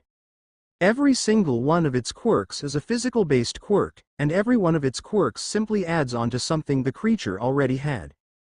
It already could heal itself, it already had muscles, it already had skin and bones which naturally absorb shock and protect the internal organs. It is only because of this and two mutation quirks that rope them even further together, that the beast is not dead. And even then, its genetic structure is teetering on the edge of total self-collapse. So Ujiko stopped pacing and whirled around to face his apprentice. If I decided I wanted to make it also be able to turn into water, fly, and shoot fireballs from its eyes, what would happen? The quirks would reject each other. The quirks reject each other, Ujiko howled. The quirks would reject each other, the Nomu would die, my hopes would die, all the resources spent on it would be wasted, it would be a huge financial loss, I would have to start all over again, and my mother would laugh at me for being a failure. Ignore that last part. Why yes sir, Ujiko slumped against the wall, his anger at having his masterpiece basically called, not good enough, to his face, having been ranted away, and sighed as he lost himself in his thoughts. His master's quirk was a horrifically beautiful piece of art, one that had undoubtedly sped forward his research by decades, but even then, it hadn't solved the problem of quirk rejection. All for One, contrary to what its use implied, didn't steal someone's quirk, at least not in the way you would think. The quirk All for One bypassed the quirk rejection issue entirely by not taking quirks, but instead by copying them, expanding itself to imitate the quirk's abilities, and then destroying the initial quirk. The quirk was incredibly fascinating to study, as almost none of what it did worked as you would expect it to. For instance, the ability to gift a quirk to another isn't actually a power of the quirk. It's not an ability, but rather a built-in safety mechanism. If the wielder absorbs a quirk that is detrimental to their health, they can offload it onto another host in order to save themselves, quite a few steps away from a gifting mechanism if Ujiko could say so himself. As for why it couldn't just uncopy a bad quirk without having to dump it on someone else, Ujiko believed it was just more evidence to his personal belief that nothing in the world was perfect, even something like a nearly all-powerful quirk. It was sad really, not even All for One could solve the infinitely infuriating quirk rejection problem, and now his latest masterpiece, the one he could honestly say had the most potential of anything he had made in a long time, would never reach what it was could be capable of, all because of a single problem. It was almost funny, such potential held just out of his reach, if only he could figure out how to make quirks play nice, or, since that was unlikely to happen anytime soon, find a way to ignore it completely. Well, what if we just did something that didn't trigger the rejection? Exactly, he needed to find something that didn't wait a moment. What about things that aren't exactly quirks, like engineering him to have denser muscle mass, denser bones, or having claws? Those are things you can do just by basic DNA editing. The technology was around a long time, like even way before quirks were a thing, though it was experimental at the time, but with a little bit of an overhaul on the foundation, I'm sure we sue.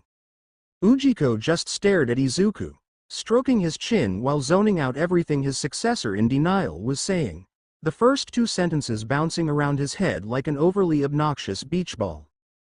Carefully he walked over to the corner, where a small stool sat on its side. He pulled it upright, and gave it a little dust-off. In the back of his mind he was mad at Yuyara for leaving things lying about in such an important room, but he didn't act on it. Instead, he slumped onto the stool, and pinched the bridge of his nose. That would work. Ujiko's annoyed huff finally caught the attention of Izuku, bringing him to stop his ramble. Why didn't I think of that before? I have been working on my art for decades. I was stuck on trying to string quirks together for years, and all this time I could have. Suddenly Ujiko stood up, the motion knocking the stool over, back into its original position. He jabbed a finger at Izuku. Follow. Of course the word, follow, might have been a bit misleading, as the doctor grabbed the collar of Izuku's coat, dragged him out the door, down several hallways, and to a vacant room, where he unceremoniously tossed him in. The scientist in training went to continue the single-word train with a what and a why, but Ujiko was already ahead of him. Stay. And so Izuku, confused and just a tad bit scared, stayed. The room was almost completely identical to the one where he had taken Ujiko's test, back what felt like forever ago. The walls were empty save for the cold steel they were made of, with the only things of note being the door, a wooden desk, a chair, and a ceiling light. Though it wasn't like this was some special room, just because it looked like the testing room. Very shortly after he started coming to the lab on a regular basis, Izuku had learned every office looked like this. Even the one Ujiko had commandeered when it became clear he was going to be spending a lot of time here. Don't get the wrong idea though, just because all the rooms were the same, didn't mean they were all the same. For instance, this room was empty, it was cold, stifling even. Meanwhile Yuyara and Ujiko's offices had personality, and an air of life.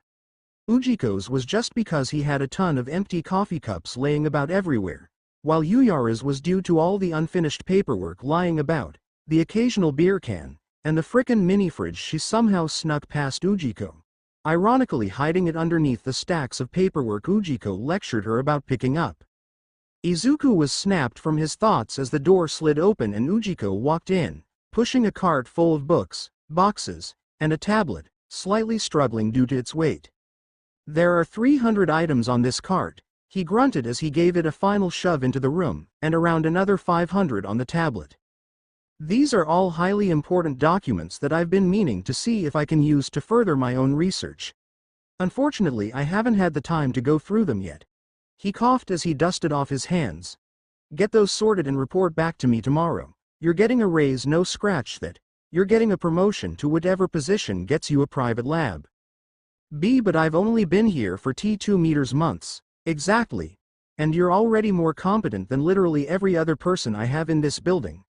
The doctor smoothed out a few wrinkles in his coat, and turned towards the door. Now if you'll excuse me, I need to set up an industry-wide meeting, where I yell at everyone for failing to realize something so simple, for so long. Wait Dr. Ujiko W. You've got 2 weeks to get all that read, 3 days to compile any useful information, and then 4 more to hammer out a good idea or two, could be for a project, a study, or hell even a whole new field of science. I don't care as long as it's impressive. Then you're going to present said idea to a group of me and my top scientists. This is your big chance, kid. Ujiko sent a wide grin over his shoulder as the door closed behind him. Knock it out of the ballpark, and prove I was right about you. Izuku watched the door close, staring blankly as his brain tried to comprehend what all exactly had just happened. First, what? Second, what? Chapter 11. A Slippery Slope. Chapter 6. There were 3 types of days that took place in the world. There were good days, there were bad days, and then there was a third, special type of day, the type of day Yuyara had the wonderful fortune to be having at the moment. The meh day. Not good, not bad, just a solid meh. She had arrived at work at 10 a.m. yesterday and had been working non-stop since then on wrapping up the project her team had been working on for the better part of the season, as well as trying to straighten out an entirely different project that had fallen on her head when another lab fell through on it. It was hours of non-stop, tedious work that seemed to grind out forever, and made her want to rip out her hair. But it was done, and she'd never have to deal with it again. Now she could just go home and fall asleep. Bed, couch, it didn't really matter. The sweet serenade of blissful sleep called to her like a siren's lullaby, and any cushioned piece of furniture was fair game. Unfortunately, the world didn't seem to agree with her plans. So wait. Yuyara pinched the bridge of her nose as she processed the deluge of information that had just been dumped on her weary mind. You want me to do what exactly? Please help me make something good enough to impress Dr. Ujiko. Izuku practically begged the lab head, his face stricken with panic, though it could be argued that the amount was overblown considering the good doctor hadn't mentioned any penalties or punishments for failing his little quest. Miss Yuyara, please, I need help. No, Green, see, I get that. You need help, very easily understood, but, like. Yuyara paused, and waved her gloved hand about a bit, as if to summon the words she was trying to find from the hazy fumes her mind was running on. Why? Seeing that Izuku was about to go on another tangent, she held up her hand and clarified, I mean come on Green, keeping you from blowing yourself up is a given, but actively helping you build stuff from the ground up? And on a privately assigned project at that, Ujiko would kill you for pushing your work onto other people. She blinked. Or laugh and give you a raise, one of the two. Besides, you're smart and all, shouldn't you give it a go by yourself? Hell, knowing you, you'd probably pull something out of nowhere and outdo yourself. Yuyara said this with a straight face, without betraying what she was really thinking. On one hand, helping Izuku would get her major brownie points with her future boss.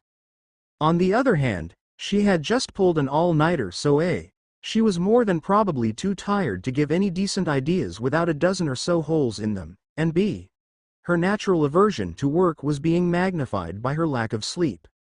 On the other hand, she actually liked the kid, and having him at least try on his own at first before stepping in, would probably be better for him in the long run.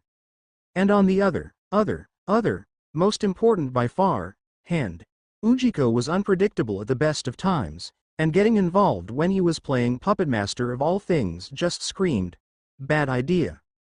So, why?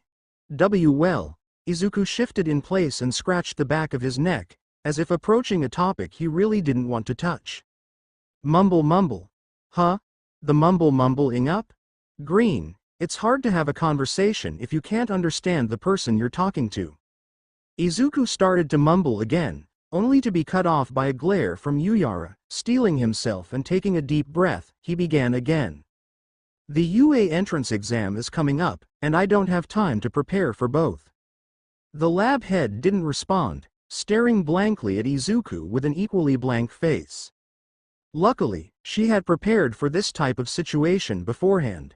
With a sigh, she ducked beneath her desk and started to dig through the large cabinet beneath it. The rustling sound of paper being pushed aside filled the air before swiftly being replaced with a swift click of a lock, a black door swinging open, a brief pause, and then the clinks of glass containers and aluminum cans jostling about. And alas, just a few seconds later, Yuyara emerged with her prize, a tall glass bottle with a light yellow drink inside, which she swiftly uncorked and took a long sip of.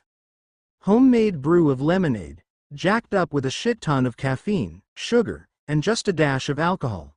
She answered Izuku's unspoken question as she set the bottle down unceremoniously on top of a stack of papers.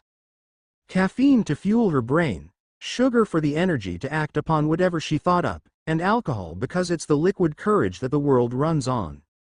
Unfortunately, none of those things helped with frustration.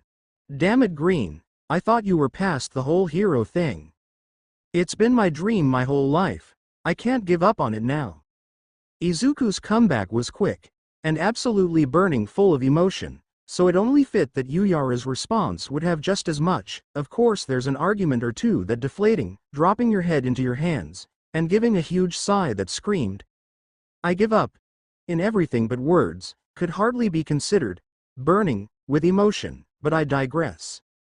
Look, Green, Yuyara mumbled through her hands, if you're really that hellbent on this, why don't you try taking some of Ujiko's advice to heart? He might be a bit off kilter, but he's a genius in his field. I'm sure you've been around him long enough to have heard his favorite saying by now. Yuyara straightened her back and coughed a few times before continuing in what was probably the worst impression of said doctor anyone could manage. Work smarter, not harder. Work harder and you'll get more done in the short term, but tire out and fall behind in the long term. Work smarter more efficiently and you'll get more done both in the short and the long term. Work smarter not harder. Izuku echoed. How am I supposed to apply that in this situation? Well, think about it. Your problem is that you have two different goals, but only enough time to prepare for one. Sue, the lab head gestured for him to finish her sentence. Do something that will do both at the same time? Bingo! Yuyara confirmed with a finger gun blast, despite the fact she had been going for a drop the hero thing, and focus on Ujiko's project because that's more important. But she'd take what she could get. That way you can prepare for both, without having to split your focus between two projects. Izuku's eyebrows furrowed, before shooting up again as he realized the possibilities of what she was saying, ideas flying though his mind like rain in a storm.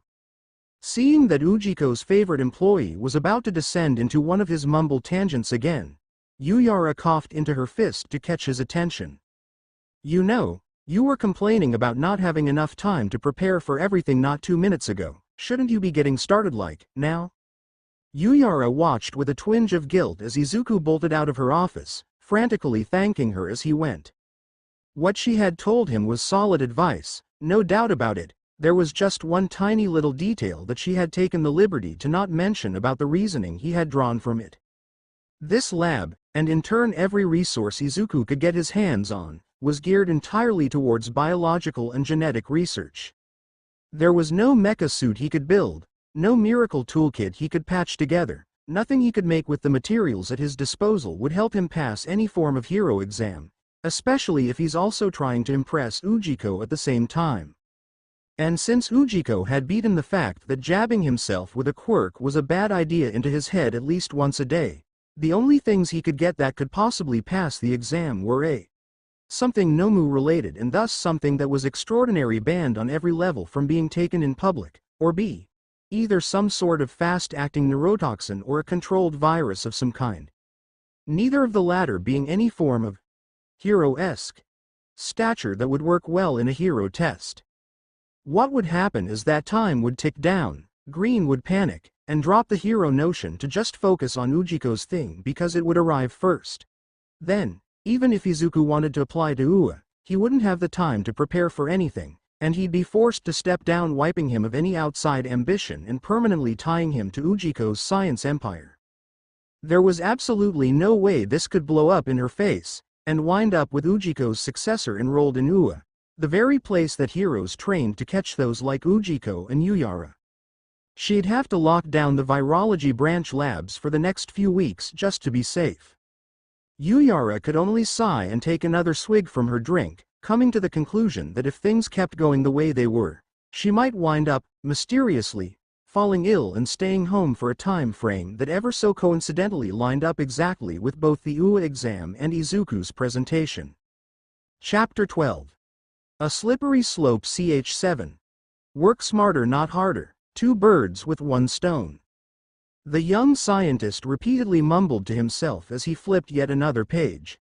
On paper it was a great idea. He only had time for one project but needed two things, so have that project be able to fit the requirements of both the things he needed. But there was one problem. Where was he gonna find something like that? The answer came to him surprisingly quickly: the cart. Ujiko had told him to use it after all, and that coupled with a crippling lack of other leads led to the very obvious choice of action of read through the cart's contents until something interesting pops up. Unfortunately, Ujiko had been spot on in his description of what it was. A bunch of important information that he wanted to see if any of it could be useful to his research. Which implied both that it was A, all highly unorganized, and B, any interesting finds would be buried under a vast majority of useless info. Which led him to his current situation, hand-digging through the cart's contents book by book, page by page, all while finding nothing for his troubles. This was his third day straight so far, and at the rate things were progressing it was looking like he'd be back tomorrow as well. Izuku scratched the back of his head as his frown deepened. Nothing he'd seen so far was anything close to what he needed. Oh sure, there was quite a bit of interesting information, and quite a lot of it would be very beneficial to his work in the lab, but outdated theories on genetic programming wouldn't exactly help him beat up robots.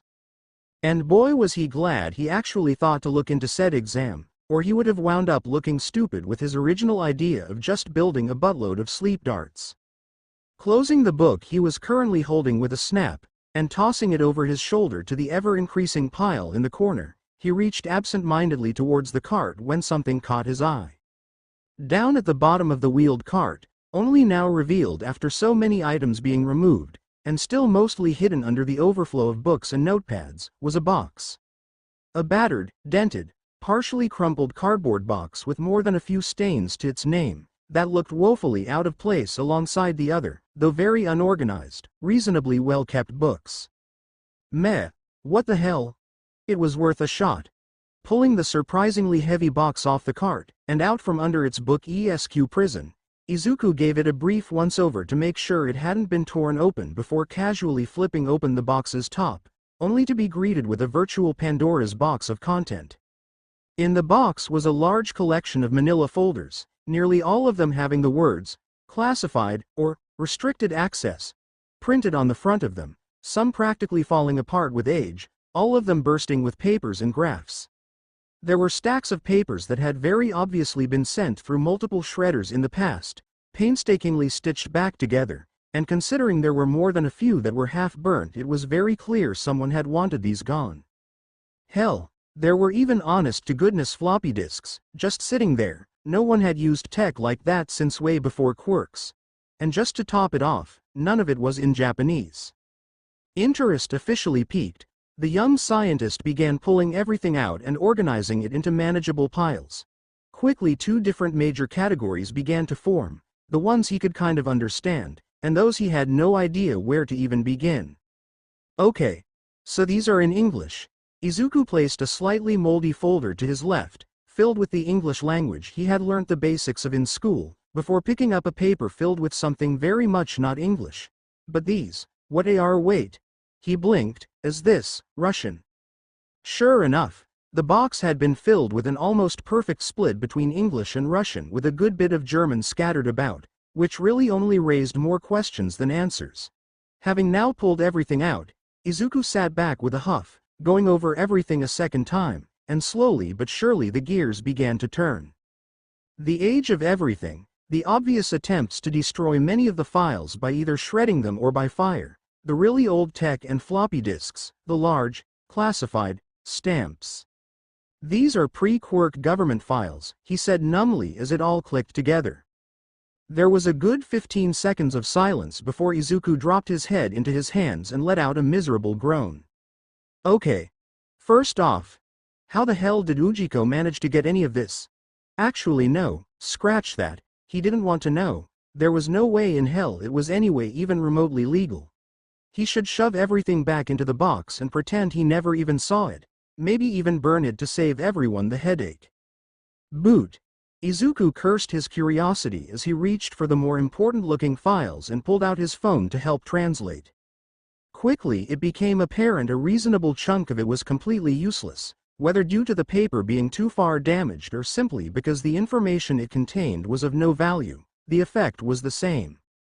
Tossing aside yet another report of political corruption and potential treason, Izuku absent-mindedly picked up a binder sitting off to his left.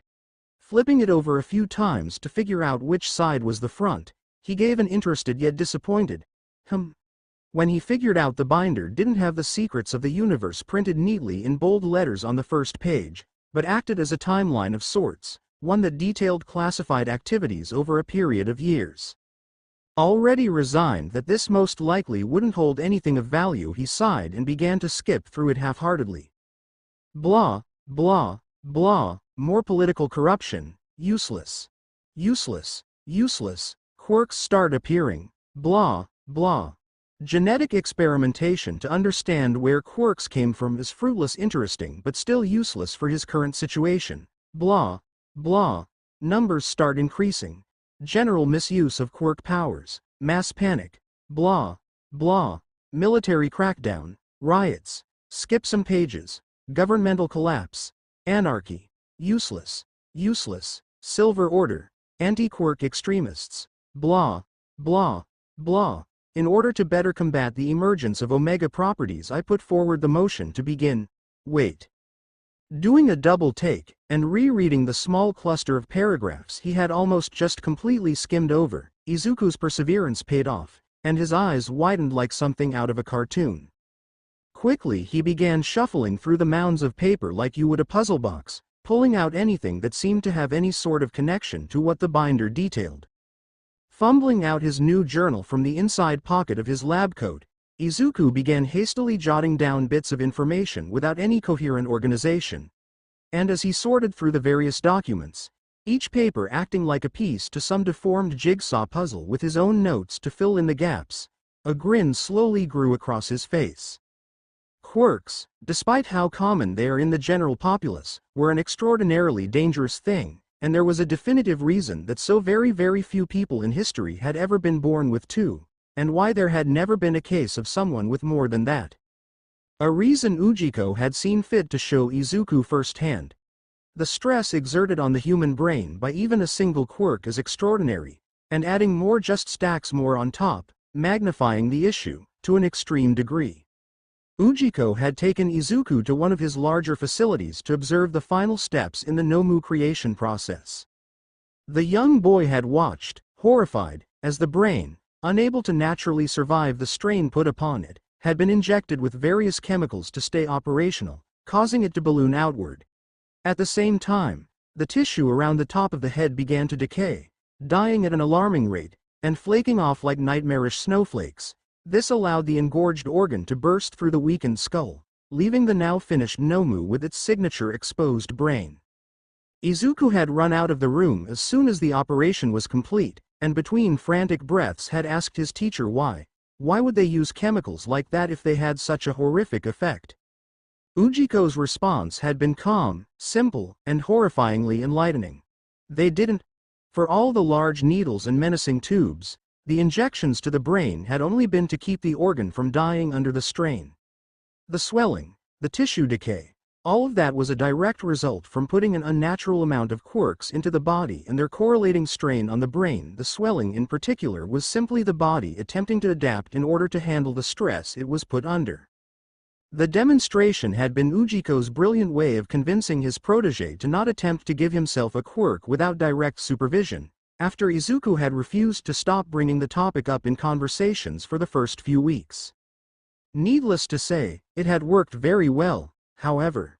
Izuku's grin sharpened to have an odd gleam as the young scientist's mind flashed back to Ujiko's personal Nomu, and the suggestion he had given the old doctor during their meeting. Genetic manipulation didn't just pertain to quirks now, did it? Izuku's pen was practically flying as it streaked across the papers haphazardly scattered around him. So absorbed in his work was he, that he didn't even bat an eye when one of the lights flickered and died, dousing half the room in darkness, nor did he notice when his elbow knocked one of the various papers off the table. Silently fluttering to the ground in the shadow-covered room like some wannabe fallen angel, It landed with a slight spin to reveal a mess of Izuku's hastily written gibberish, titled with bold, neatly printed words that stood out amongst the frantic scribble that covered its face. Project Neptune. The Super Soldier Experiment. Thunder crashed as the night sky lit itself for but a fleeting moment, only to be enveloped once again by the weave of black hanging overhead. Thick blankets of rain fell from the heavens and crashed upon the earthly city, drowning out all noise save for the wind that it rode upon. A crack split the air once again, as lightning rent the sky in two, and upon the highest of skyscrapers, teetering on the edge, the pale light illuminated the distinctive outline of a man. The darkness that cashed back down upon the world once the lightning vanished, made most of the man's features indistinguishable, save for the large lab coat he wore, fluttering in the wind and completely drenched by the rain. "You know," he began, "I find storms like this to be such an interesting irony. I mean," he gestured to the sprawling city below him, "humans seem to bend the world around them almost instinctively. We carve holes through mountains for roads, we burn down forests for space, we bridge over rivers for convenience, and we build our cities on every corner of every continent. We act as if we're the masters of our planet, owner of all, and beholden to no one, but storms like this." The man let out a chuckle, as he raised his hands, turning his palms up to catch the rain pouring down around him. "When a storm like this comes around, we can't do anything about it. Oh sure, we build our barricades to keep from flooding and huddle in our houses to stay dry, but that's not really doing something, that's reactive, not proactive." He scoffed. "The point is that, despite all our boasting and smugness, we can't stop a storm from happening.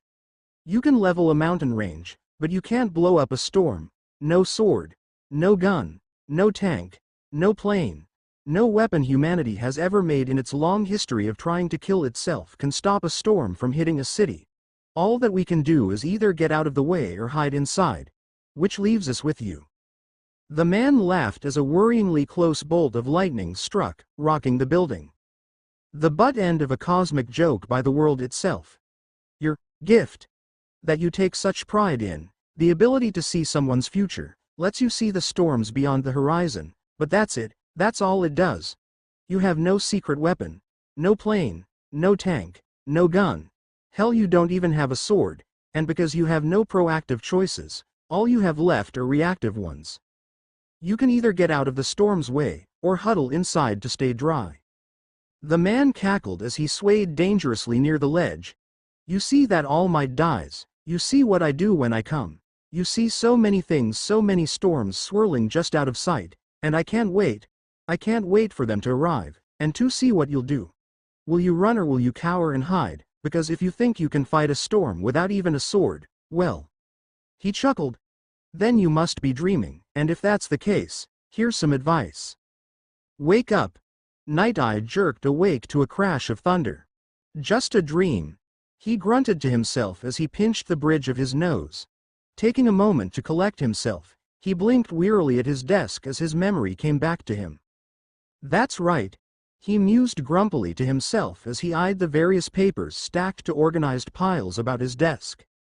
The Yakuza he had been monitoring had become more and more active recently, meaning more work and all-nighters on his end, but the Yakuza, for as annoying as they could be, wouldn't have been able to overwork him this bad even if they tried.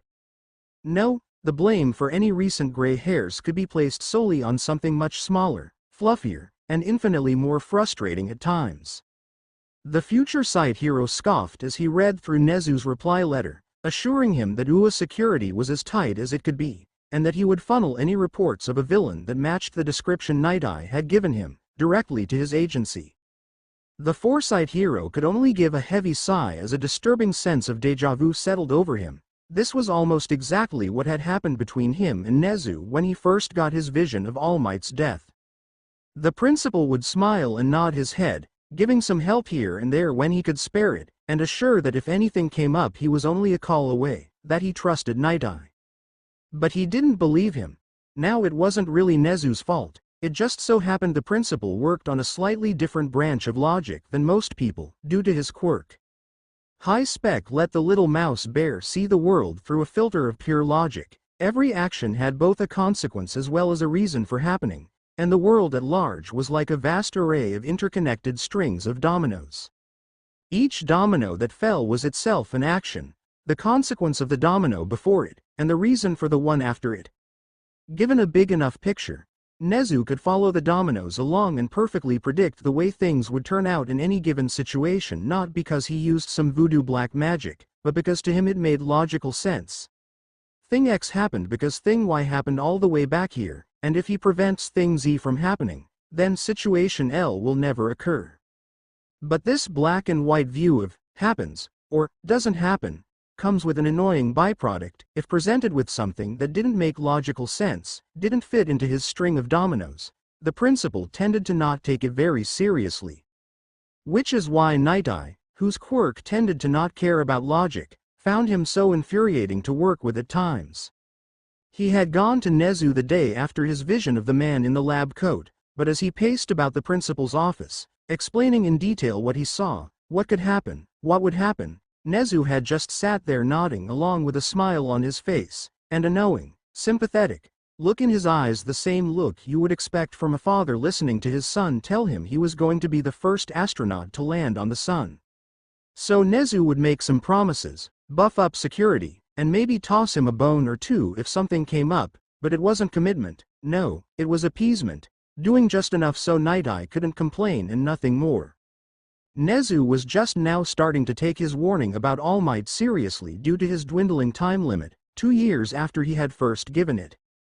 2 years of time they could have been preparing, gone. And it was happening again, but just like last time, there was very little he could do about it. Sure, he could work on it by himself, but he lacked the resources, contacts, and diplomatic weight that Nezu had through UA. Compared to that, what could a former sidekick of the fading top hero bring to the table? Which left him here, sifting through files of petty Yakuza activity while everything creeped closer, and there was damn near nothing he could do about it. But that didn't mean he wouldn't try, he was too stubborn not to. Ujiko was pacing. It was a bad habit of his whenever he got particularly lost in thought. Add on his occasional muttering and you have a picture-perfect start for a mad doctor character. Well, at least that's what his colleagues would joke about way back at the start of his career. He had told them off for stereotyping, but looking back and considering where he was now, well. Ujiko's train of thought was interrupted, when the very person he had been waiting for the past half hour to arrive finally decided to bother turning the corner. "Izuku!" he shouted, causing the boy to jump. "You're late." "Late? No, I'm not. I made sure to get here exactly when you told me to be here by." "Bah!" Ujiko made a dismissive motion with his hand, waving away the point Izuku had made. "Early is on time is late, and late is unacceptable." "Now I know you're scared," he said as he grabbed Izuku by the shoulders. "But listen to me. You are ready for this, you can do this. Believe in yourself not because you have some special talent but because you've worked for it. Why, you've worked almost as much as me, and that is a feat impressive beyond words. So hear me now. There is absolutely no way you'll mess this up." He gave a wide smile. "You're gonna do great, kid." Izuku couldn't help but stand a little straighter. Well, you'll most likely do great." Ujiko let go of Izuku and moved his hands as if to weigh his options. "I mean, due to the theory of probability, there's technically no such thing as an absolute, so yes, you can do it, but there's also always a small chance that you'll totally mess everything up. So you should always remember to have a backup plan because no matter what you do, that chance no matter how small will always be there, and you'll never be able to get rid of it." Ujiko nodded sagely to himself, proud of catching that teaching opportunity to impart some of his favorite wisdom upon his protege, completely missing how said protege had lost just about any bit of standing straighter he had acquired. "But really, you shouldn't worry, I've done speeches and presentation stuff in front of these guys before, and they're a fantastic audience." "Are really?" "Yup," he said, popping the P. "It goes about the same way every time I stand up and talk. They sit there nodding along, then, when I finish, they all clap and give various praises. It's as easy as apple pie is American." "Is it really that simple?" A small smile worked onto Izuku's face as his head peeked up. "Of course it is. Dr. Ujiko wouldn't give me something I couldn't do." I've just been overthinking everything, I can do this. Although, Ujiko brought up a hand to stroke his mustache. I am the one who writes their paychecks, and I did fire the last guy who kept trying to go against the outline I presented. He hummed in thought. So now that I think about it, it makes a lot more sense that they'd act so docile, but you don't have any of that, do you? You're not their boss. You don't pay them, and even if they did say something, what could you do? In fact, now that I'm thinking about it, actually, they probably hate your guts. Ujiko hummed as he got lost in his thoughts. I mean, think about it. These are guys who've spent literally their whole lives trying to climb up the ladder, and then I go and pull you in from out of nowhere, completely undermining all their work. Like, they've gotta despise you. By the time he finished, Izuku was as still as a stone statue, and about as pale as one too. Ujiko, on the other hand, gave a huh, and continued to stare out into space for a few seconds before blinking a few times and bringing his train of thought back into the real world. What was I talking about again? Oh yes, Izuku. Why yes. My most important advice that I can give. He grasped his successor by his shoulders and stared directly into his eyes. Don't fail. And with that he spun around, stuffed his hands in his pockets, marched down the hallway and around the corner. Izuku blinked. He blinked again. Was that it? Don't fail. He repeated Ujiko's last bit of advice to himself. Great advice. He told himself, less to remember, and more to convince himself that it's somehow classified as actual advice. Oh, who was he kidding? He was gonna die. Oh. And also, Ujiko poked his head out from around the corner, pausing to ignore Izuku's yelp of surprise. Stop stuttering. You're just gonna wind up pissing people off and making a fool of yourself. If you're going to be a true man of science, you need to present your art to the world with a clear, confident voice. So no more stuttering. Izuku sighed and slumped into the wall as Ujiko ducked out of sight. Oh, and remember. Only to immediately jump back to attention as the mad doctor appeared yet again. The best way to impress someone is to make your statement big, loud, and most importantly, memorable. And with that, Ujiko nodded and walked away for the final time, a satisfied smile on his face. Truly, he had just done a good thing, a net positive for the world at large. His steps slowed as a thought crossed his mind. Was this how heroes felt when they did good things? He closed his eyes, as a smile graced his face. But this wasn't one of his normal smiles. No, it wasn't maniacal, it wasn't from laughing, or from joy, or even forced. No, it was a smile of contentedness. If this was what doing good things felt like, then he could say that maybe, just maybe, he understood the good guys just a little bit better. And so he stood there, just letting the warm feeling of content wash over him. Yuyara, who had been standing in a nearby doorway, croaked. Was that the first time you've done a motivational speech? She asked with a blank smile and just the tiniest twitch in her left eye. Why, yes, it was. Ujiko pruned with pride. I had to improvise a few parts there, but I personally think it turned out really well towards the end there, don't you? Marching off before she could respond, the doctor completely missed the worried look on her face as she hurried after him. He had full faith that Izuku could do this, and nothing could convince him otherwise. Izuku couldn't do this. He knew it when he woke up that morning. He knew it when we entered the largest lab Ujiko had in his underground science empire. He knew it when he walked up the incredibly long set of stairs, avoiding the elevator just to delay it a bit longer, and he knew it for sure standing in front of a group of people glaring at him with enough heat to melt steel. Don't fail, Ujiko had said, but unfortunately, that didn't really help in the current situation. The room was large, but not overly so, about the size of a small movie theater. Izuku himself stood on a neatly polished wooden stage, with several spotlights shining directly down upon him. In front of the quirkless boy were exactly 25 rows of seats, each helpfully labeled with a number emblazoned on the wall next to it. Each row was slightly elevated to the one that came before it, with a set of crimson rugged stairs cutting through the middle. These seats, however, despite being capable of holding a little over 200 people, sat completely empty. Instead, Izuku's audience sat at the very back. At the end of the room, Elevated above the rest of the room by a 10-foot wall, sat a long curved desk, made of a rich dark wood and highlighted with what appeared to be strips of gold. The entire thing probably cost more than the apartment building Izuku lived in. But if the desk was intimidating, the people sitting at it were another matter entirely. In the very middle Ujiko sat, fingers linked in front of his face, with his goggles tilted at just the right angle so they reflected the light with an eerie white glow, masking any emotions he might have portrayed otherwise. On either side of him sat 5 people, totaling 10 in all. Some wore neatly fitted lab coats personalized to give them an air of authority. Others opted out of lab coats entirely, wearing luxurious suits and dresses. Some wore armbands while others had insignias sewn directly into their fabric, but even without that it was quite obvious who they all were. These were Ujiko's top lab heads, the ones who completed the vast majority of the doctor's work and research, and in return had been given vast amounts of wealth and authority in his science imperium. Izuku gulped. Although the control they wielded was limited to the labs and facilities they owned, their influence was practically everywhere, best demonstrated by the fact each and every one of them had a direct line of access to Ujiko at all times, and not just to his assistant, but the ability to make a call the doctor himself at any time and for any reason. Needless to say, they were the people Izuku would very much like to avoid pissing off.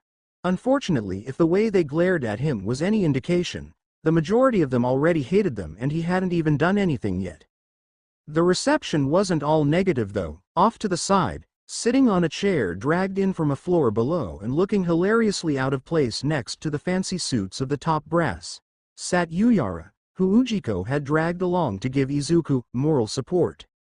She gave him a weak smile and a shaky thumbs up, very inspiring. What wasn't inspiring was the giant screen that loomed behind him and over his head. It was obviously supposed to be used for the presenter's visuals so the faraway audience could actually see what they were talking about. Now the reason this was uninspiring was the fact that if he had known about said screen, he would have gladly prepared for it. Instead he stood lamely beside the easel he had spent half an hour dragging up the stairwell, filled with painstakingly hand-drawn graphs and charts.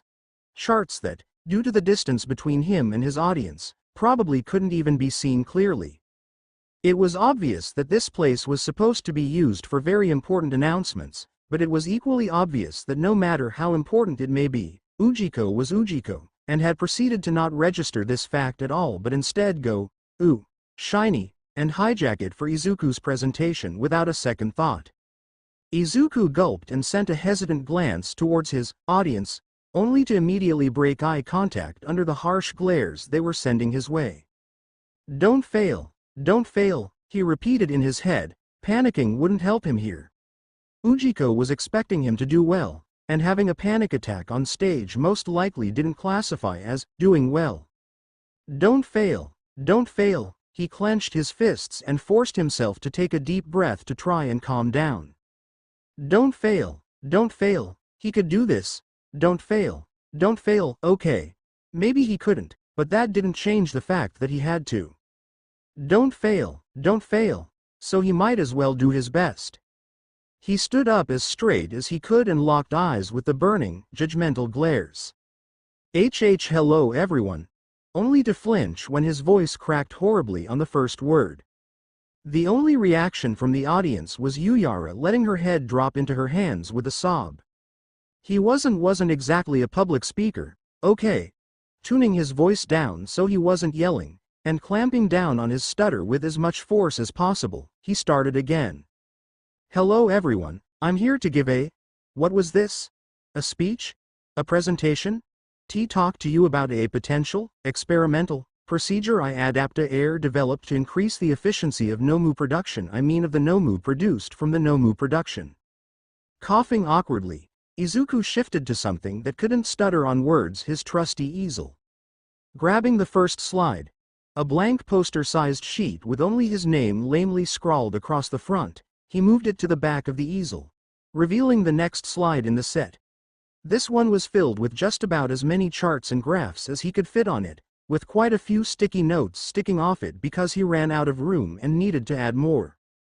This is Project Neptune. He bit his tongue, berating himself for the stutter. It's an experimental procedure applied to the bee bodies before the main Nomu procedure. It uses DNA splicing A and a combination of serums that, if implemented correctly, should at least in theory increase any Nomu's base CA capability by at least 20% at the lowest, A and up to 63% at the highest. This is possible because, he quickly patted down the lab coat he was wearing before pulling out a pointer stick. B, because it increases things such as muscle fiber concentration, bone density, R, red blood cell count, A and such. He pointed to the graph situated on the topmost left of the sheet. Why, you can clearly see here that quirks use these base values as a multiplier and not a linear add-on. His audience leaned forward and squinted in an attempt to see what he was pointing to on the easel, while Ujiko made his first visible reaction since the presentation started by calmly tapping the side of his goggles. What? Was that supposed to be some kind of signal? A message? What does a single dot mean in Morse code? Pushing past the anxiety-riddled questions swirling through his head, Izuku turned back to his easel, finding comfort in the swaths of numbers he could read off to sound like he knew how to hold a speech. So let me get this straight, this was not good. You want us to dump, who knows how much time and money into this experiment of yours without any proof that it will even work. This was really not good. Well, if you look at the numbers, numbers are one thing, results are another. Things had been going well, not good, but not terrible for Izuku. He had managed to bumble his way through the rest of his presentation without making too much of a fool of himself, managing to mask any stuttering by using a deluge of numerical values instead of words. But just when things seemed to be looking up, and by that of course I mean he had run out of slides, said, "The end," and was about to run out the door, his, oh so wonderful, audience had started doing the one thing he had prayed they wouldn't do. They started talking and asking questions that he couldn't just dump numbers on until they went away. I'm starting to genuinely wonder why you even called this meeting in the first place. Oh, and that was another thing. Apparently they all thought that he had Ujiko call this meeting. He would laugh at the irony, if he weren't too busy having a panic attack. The man sighed and pinched the bridge of his nose in frustration as his fellows nodded along in agreement. And really, even if it does work, why even bother? If we want a stronger than usual Nomu, we can just give it a strength quirk. B, but Q quirk rejection. Quirk rejection is annoying, but strength quirks are a dime a dozen. The sheer volume of them that we have on record almost guarantees we'll be able to find a small one that won't destabilize everything. B, but why? I happen to agree with Dr. Rome on this. A woman at the far end of the table said. Your idea is reckless at best and just plain dangerous at worst. She sneered. Honestly, this whole thing is just brilliant. Huh? Absolutely brilliant. Ujiko shouted with a laugh as he stood from his seat. Tell me, my boy, will this treatment work as an improvement for all quirks or just physical ones? Well, Izuku stuttered, caught off guard by the changing subject. Obviously there are a few quirks like invisibility that it wouldn't affect, but it should have a noticeable increase in just about everything else. Wonderful. Ujiko clapped. This right here is why I made you my successor. Hold up some of those slides again. I'm interested in some of those calculations actually. No wait, never mind. I'll just come down there and look at them myself. That'll be much more efficient. What followed was a blur of laughing and shouting from Ujiko, and grumbling and complaints from the lab heads, who, due to Ujiko having spoken up, couldn't really say anything against his proposal anymore. With his adrenaline fading off, and his mental train in a twist, Izuku's memories of what followed immediately afterwards were a bit fuzzy, but there was one specific part that stuck out to him. My boy, here's a word of advice. Ujiko laughed as he led Izuku out of the building. When trying to coin something to a group of people, you only ever really need to bother convincing the most important person in the room. And here's a secret to go with that advice. The Mad Doctor chuckled as he pat Izuku on the shoulder. You already had me on your side before you even got on that stage. Yuyara hummed drowsily as she walked down the stairs to her lab's lower levels, her cup of coffee occasionally swaying a bit too far to either side for any onlooker's comfort. It had been roughly a month since Izuku's big presentation, and subsequent reveal from Ujiko that it apparently had been his way of trying to, what was it again? Break Green's confidence problem. She didn't really know, to be honest. Ujiko had explained it to her in some grand speech afterwards, but what he said didn't really make all that much sense to her, considering Yano.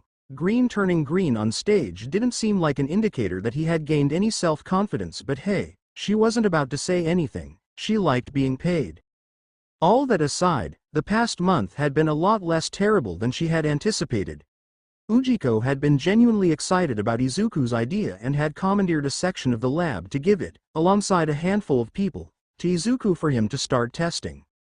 And he did this without telling Yuyara beforehand, much to the young lab head's annoyance. But it was fine. She was a big girl, she could deal with being annoyed. After all, she was an adult, and could deal with these things in a healthy, responsible way. That is to say, she could spread the pain and annoy everyone else at her lab, because it was her lab, and she was their boss. With a smirk, and a flash of her ID badge, the door to Izuku's section of the lab, looking exactly identical to every other door in the building, slid open with a hiss. "Oh, Green," she called out lazily as she stepped into the room. Green was going to hate her, and she knew he was going to hate her, because she hated people when they messed with her early in the morning. And now she had just reminded herself that yes, it was very early in the morning, and of course, now that she was thinking about it, she was suddenly much more tired than she was a few seconds ago. Fuck psychology, it was her brain. It should work the way she wanted it to. She drank the caffeine chemical, give her awakeness. She hated the morning. Fuck, breakfast is the most important meal of the day. If you want to eat early, eat brunch. Anything earlier than that is too early. But she had a job to do, and if she wanted to get paid, and eventually get her paycheck to go up a few zeros, she actually had to work. Hence why she was always one of the first at the lab in the morning, and hence why she was always in a bad mood until lunch. What? Just because she was lazy didn't mean she didn't do her work. No, she did her job and she was damn good at it too. The only reason Ujiko grumbled about her slacking around, but never actually threatened to fire her, was because of one thing, one very fucking specific thing. Paperwork. She did her job, produced as many results as possible, reported to Ujiko, and did all the important parts that running one of the boss's labs required you to do. But paperwork? Bullshit. Literally all of that garbage was useless bullshit, with a capital B. A bureaucratic tangled mess of fucking bullshit that all the top lab heads had the smaller labs fill out, because God knows Ujiko would never bother managing the day-to-day events of every fucking lab he had scattered around Japan. So of course he would just pawn off all the work to someone else. All he cared about was that his deadlines were hit, and Lord knows how he got when people missed deadlines. Cough, literally traveling in person to some tiny lab in the rat's ass of nowhere because hero activity put them behind schedule. Cough. The paperwork was bullshit, it was useless beyond useless, held no value, and was fucking time consuming. She wasn't touching that with a 20-foot pole. No, she was letting it all pile up in actual, physical piles that gave Ujiko an aneurysm every time he saw them, and she was gonna keep doing that until he caved and let her hire someone to do it all for her. Great, now she was thinking about mornings, and paperwork, and all the bullshit she had to deal with, and now she was in a pissy mood. Green. Where are you? She shouted as she walked past yet another DNA sequencing machine, identical to the past 30 before it. Anyone home? Peeking her head through any doors she came across, it wasn't long until she came to the end of the lab branch, and the final door, which after a quick hiss of air revealed that anyone was in fact not home. HMPH. She huffed as she trudged into the final room. Green must have finally realized coffee isn't a direct substitute for sleep. She grumbled to herself as she fished around in her coat's pocket, eventually fishing out, and popping a mint into her mouth. It only took him a month of falling asleep at his desk to realize it, although I'll gladly take him falling asleep at his desk every day over babbling about the damn UA entrance exam every day. And thank God he stopped going on about that. Future boss or not, I was going to throttle him if he brought up the fucking thing one more time. Her grumbling tempered off as her attention was distracted by the very obvious thing glowing in the middle of the room. After a few seconds of staring, and with a bit of a laugh, She realized that the large metal cylinder sitting menacingly in the middle of the room with a spotlight directly over it was a containment unit. Geez Green, I know you're proud of that prototype serum you developed, and yay, you're still getting used to the whole scientist bit, but you don't have to make it look like something out of a crappy 80s Mad Doctor movie. Walking to the obnoxiously obvious thing, she gave it a once-over before she ever so carefully jabbed her thumb into the big button on the side. With all the flair and over-the-top dramatics you would expect from something straight out of a crappy Hollywood movie, the cylinder shook, shifted, and slid open with a gout of white fog to reveal. It's empty. Yuyara scratched her head as she stared at the very empty spot where a vial of some kind was clearly supposed to be sitting. It wasn't like it was supposed to be empty. Izuku had been ecstatic when they finally managed to get a working prototype a few days ago and had babbled to her about it over their lunch break. Could he have moved it? If so, why? It wasn't like there was anything useful he could do with it. Well, think about it, your problem is that you have two different goals, but only enough time to prepare for one, Sue. Do something that will do both at the same time? Bingo! Her breath caught as her conversation with Izuku all that time ago came back with full force. He made the thing to work with Nomu immediately before the transformation process. And Nomu before the process. Normal human bodies, without any artificially injected quirks, in other words. They're just like him. Yuyara stumbled back, gripping the edge of a nearby table for support, her brain flying at 100 miles a minute trying to figure out what she should do, what she could do, and what the hell she was going to do. She knew, from Izuku's previous babbling, that the UA exam was this month on the 14th at 7 a.m. sharp, and it was currently. She frantically pulled out her phone. Monday the 14th, 6:48 a.m. Fuck, well, I hope everyone liked the story and please share or leave a like, or subscribe to see that you guys like the story, and I'll see you all on the next one.